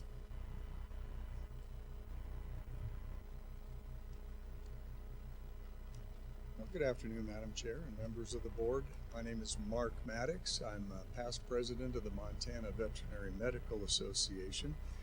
And I wanted to take a few minutes of this public comment time to extend our support from the Montana Vet Med Association for the proposed cooperative program in veterinary medical education. I've been the past Montana representative for the Wichita Veterinary Medical Advisory Board, and I've got 18 years of a very nice cooperative and supportive relationship with Wichita. So I'm not interested in taking anything away from the wonderful benefits that Wichita has provided veterinarians and the livestock industry for the state of Montana. But after careful review of some of the new opportunities in light of changing veterinary workforce dynamics in the state of Montana livestock production, we strongly feel that this new proposed 1+3 program provides us an opportunity for significant benefits that Wichita doesn't afford us. And that's really our industry support of this program. We've undertaken several diverse strategies over the years to address our workforce requirements and needs and some of the changing dynamics in supporting the livestock industry and our interaction with the food chain. You have to understand that veterinarians are involved in the food chain all the way from production out in the field with cow-calf operations, all the way through transportation, processing, distribution, and then retail to the consumer. Our goals are pretty simple. We've always maintained number one goal of maintaining access for Montana students to veterinary medical education. And veterinary school is very different from the other professional programs in that access is always a key issue. Our second goal is affordability, ensuring that our students going through veterinary school don't incur any greater debt than they have to. Right now, current veterinary debt load is $142,000 as a national average. Montana starting salary around $50,000, maybe $55,000 for a starting. That's over 30% of disposable income towards servicing debt loan, which is pretty unsustainable as it stands. Our third initiative is input, industry input, both from the veterinary profession and the livestock industry, input into the selection of quality top-tier Montana applicants for veterinary school, input into the curriculum, educational process, and particularly the training during that veterinary program in order to grow the kind of flavor of new veterinarians that we need to meet our workforce needs in the state. The Wichita system has worked well. It's a 60-year-old program. This program has every look of providing us a better approach in our interests, particularly in input and matching our needs with the kind of student that is applying to veterinary school to come back to Montana. We have some additional benefits to the Montana university system, Montana State University and the university system as a whole. Sustainability is one that we're interested in. We feel that there's just greater ownership in having a Montana veterinary program cooperative with another university system, keeps some Montana dollars in the state, and provides a little more sustainability, greater palatability than what we have seen in the past 18 years of working with the legislation and keeping our funded slots open. Currently, we fund 9 slots for veterinary students per year. There's a synergy that we're going to realize with a cooperative program between a school like Washington State and some of their regional livestock initiatives, their global health initiatives. And we see great synergy between them and our medical and scientific programs ongoing at Montana State University. It's an efficient program. Going to a 1+3 program where we only train the first-year veterinary student, we find that we've got existing infrastructure as well as faculty to provide a quality first-year education for our Montana students before sending them off to Pullman. And then community support. And I don't know your background, but it's hard to express the excitement that a veterinary program being initiated in the state of Montana is going to generate in our agricultural community and actually in all of our communities in Montana. The people I talk to around the state can't believe that we don't actually have a veterinary school already. Most people, our citizens, actually believe we have a veterinary program because that is the one health professional that is in support of our largest industry in Montana, the agricultural industry. Livestock alone, $1.3 billion a year, and yet no actual owned program to support that. So there's going to be an awful lot of community support and a lot of excitement, a lot of incredible recruiting of top-tier Montana high school students coming into our Montana university system because we have a veterinary program. Whether or not they actually end up going to veterinary school or another scientific or medical background doesn't really matter from our part. So after careful study, the Montana Veterinary Medical Association sees an economical feasibility to this program, and we see definite benefits beyond our status quo WICHE program and what that affords us. Our one concern, I'll just mention in passing, is the discussion on payback. We feel that this is a solution to a problem that doesn't exist. Looking back at our numbers, back to 1953, we currently have an 85% rate of WICHE Montana resident graduates that attain a Montana license to practice veterinary medicine in the state of Montana. 85%.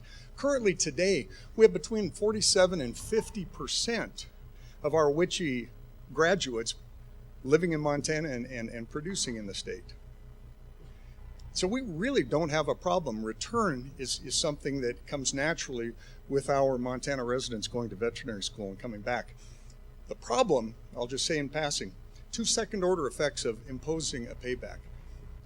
The first problem is that coming out with $142,000 average debt, our students really need to get out of state and work in high-density, high-volume, high-technology practices to make the money to service their debt so they can afford the luxury of coming back to rural Montana and working 80 hours a week supporting our agricultural industry.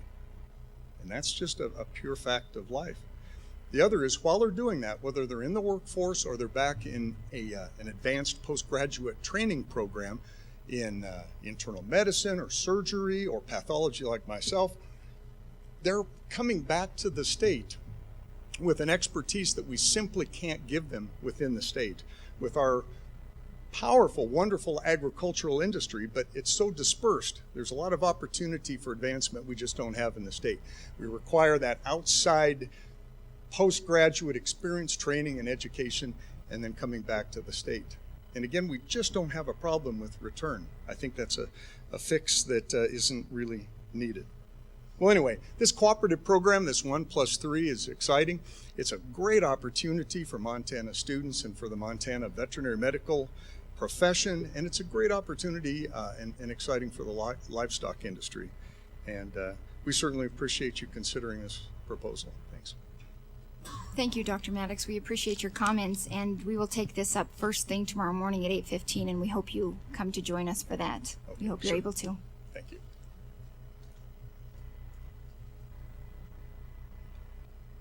Thank you, Madam Chair, and the Board of Regents for having me speak. My name is Dr. Ed Peretti. I'm a veterinarian, actually in Butte, Montana, so welcome to my community.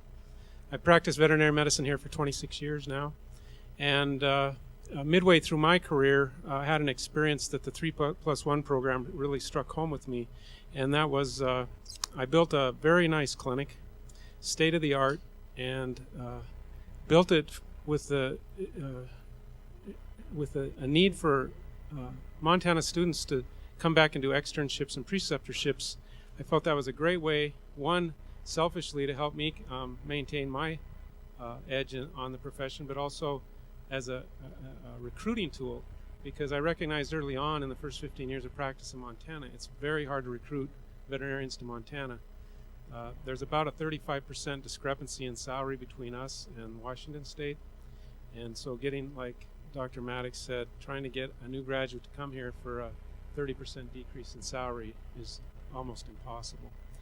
And unfortunately, the veterinary colleges that we use now, our students use, will not allow the senior students to do their externships or their preceptorships out of state. So our Montana kids go there. We pay the generous fee we pay to provide the education we do to our veterinary students, and yet they're not allowed to come back here and get experience, nor are they allowed to integrate with Montana veterinarians. And that's a crucial part of getting those students back here, is that they come back here their senior year, they get into 3 or 4 different clinics, and hopefully take a career in Montana. And with this program, we'll have control over that. We'll be able to provide externships, preceptorships. We'll also gain control in admissions, and that's a huge factor, I think. The way it stands now, I was on the admissions committee at Washington State as a student for 2 years. About 90% of the students that come through to interview, they're already in the school. It's you know, their grades, their veterinary test scores, and everything else about them is already proven that they're in. So their interview really doesn't matter. And the problem with that is a lot of those students are not, well, what do I want to say? They wouldn't be a good ranch veterinarian. Let's just put it that way. And how do you allow someone like that to get into a veterinary school? You know, maybe their grades aren't as high, but you know they're going to do a great job in an underserved community. Well, by allowing us as in Montana to select students versus having the state of Washington choose them for us, we could get some control over that. And I think it would be a great way to try and get food animal veterinarians back into our state and hopefully turn around the wrong. As you'll hear, Dr. Todd, who is next, he's the last of a dying breed, and that's no guff. I mean, there's not very many food animal veterinarians left. I thank you for your time, and I hope you'll take serious consideration for the 3+1 program. Thank you.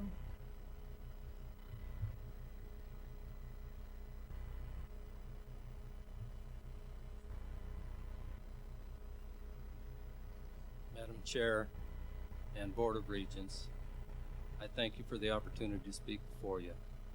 I am currently the President-elect of Montana Veterinary Medical Association, and I am one of, well, I hope I'm not a dying breed, but at least not today, hopefully.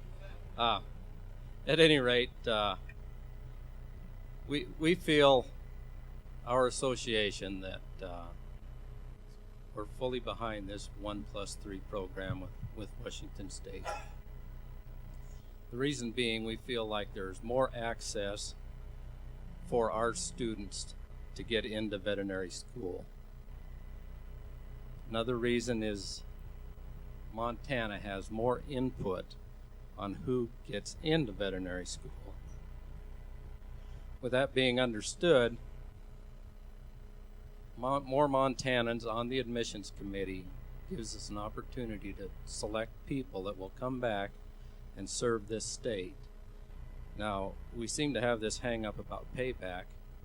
I think if we had Montanans selecting the admission candidates into veterinary school, that rate will go even higher than the 85% that was mentioned. And as far as underprivileged areas, if you look across the map of Montana, nearly all the food animal areas are short of veterinary medicine.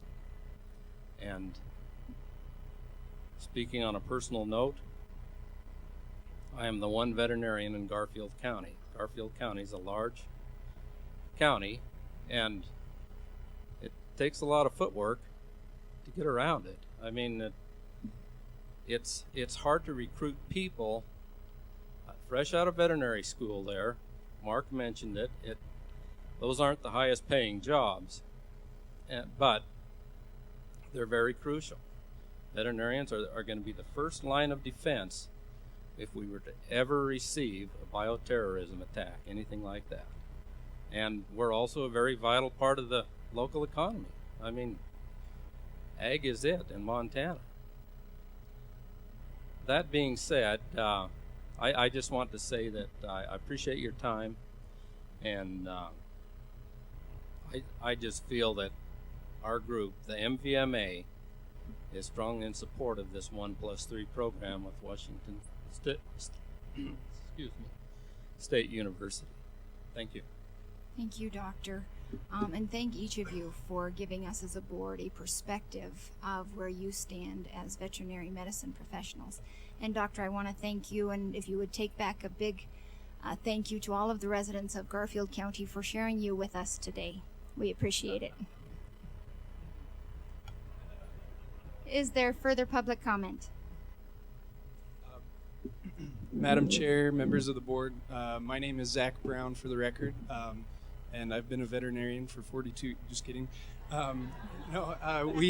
So today is we have some kind of a special presentation. So all of you are obviously aware but some members of the audience may not be, that today you did the president's job evaluations, annual evaluations. So we'd like to take this opportunity to give our input as students. President Engstrom, would you join us up here for a moment?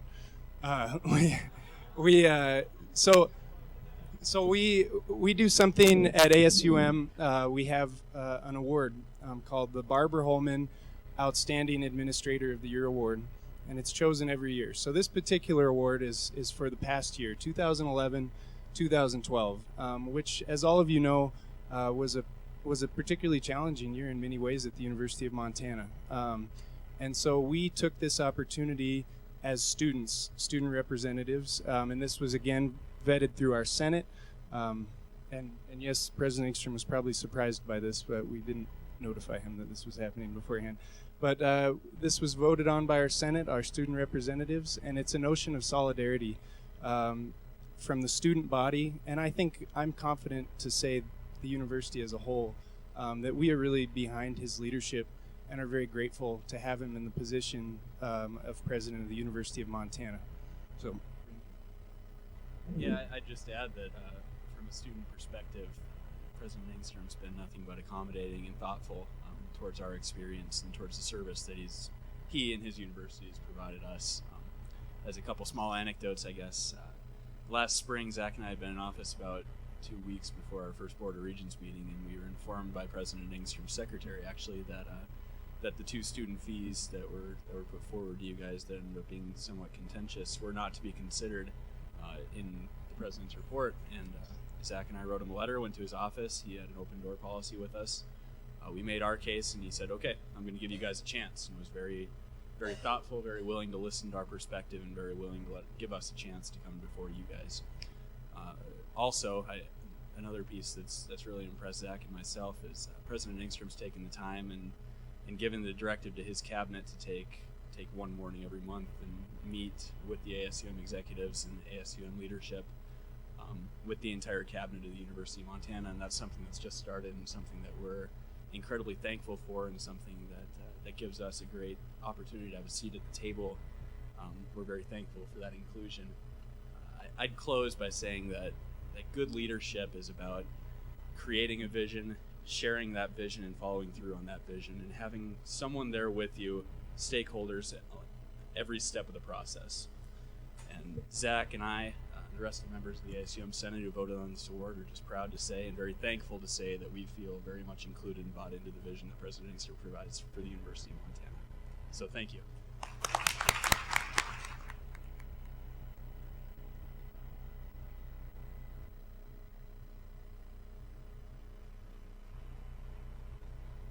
Any?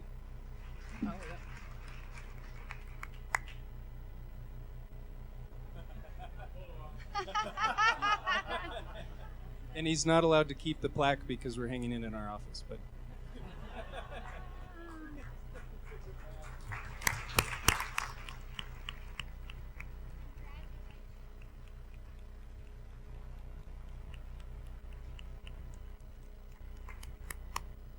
Well done, Zach and Bryn, and congratulations, Mr. President. Is there any further public comment? Is there any further public comment? One more shot. Public comment. Seeing none then, Chancellor Blackheader, do you have some remarks? Just the instructions for those who are going to the event down at the Mining Museum. We've asked for an RSVP, but there may be some who want to be involved in that.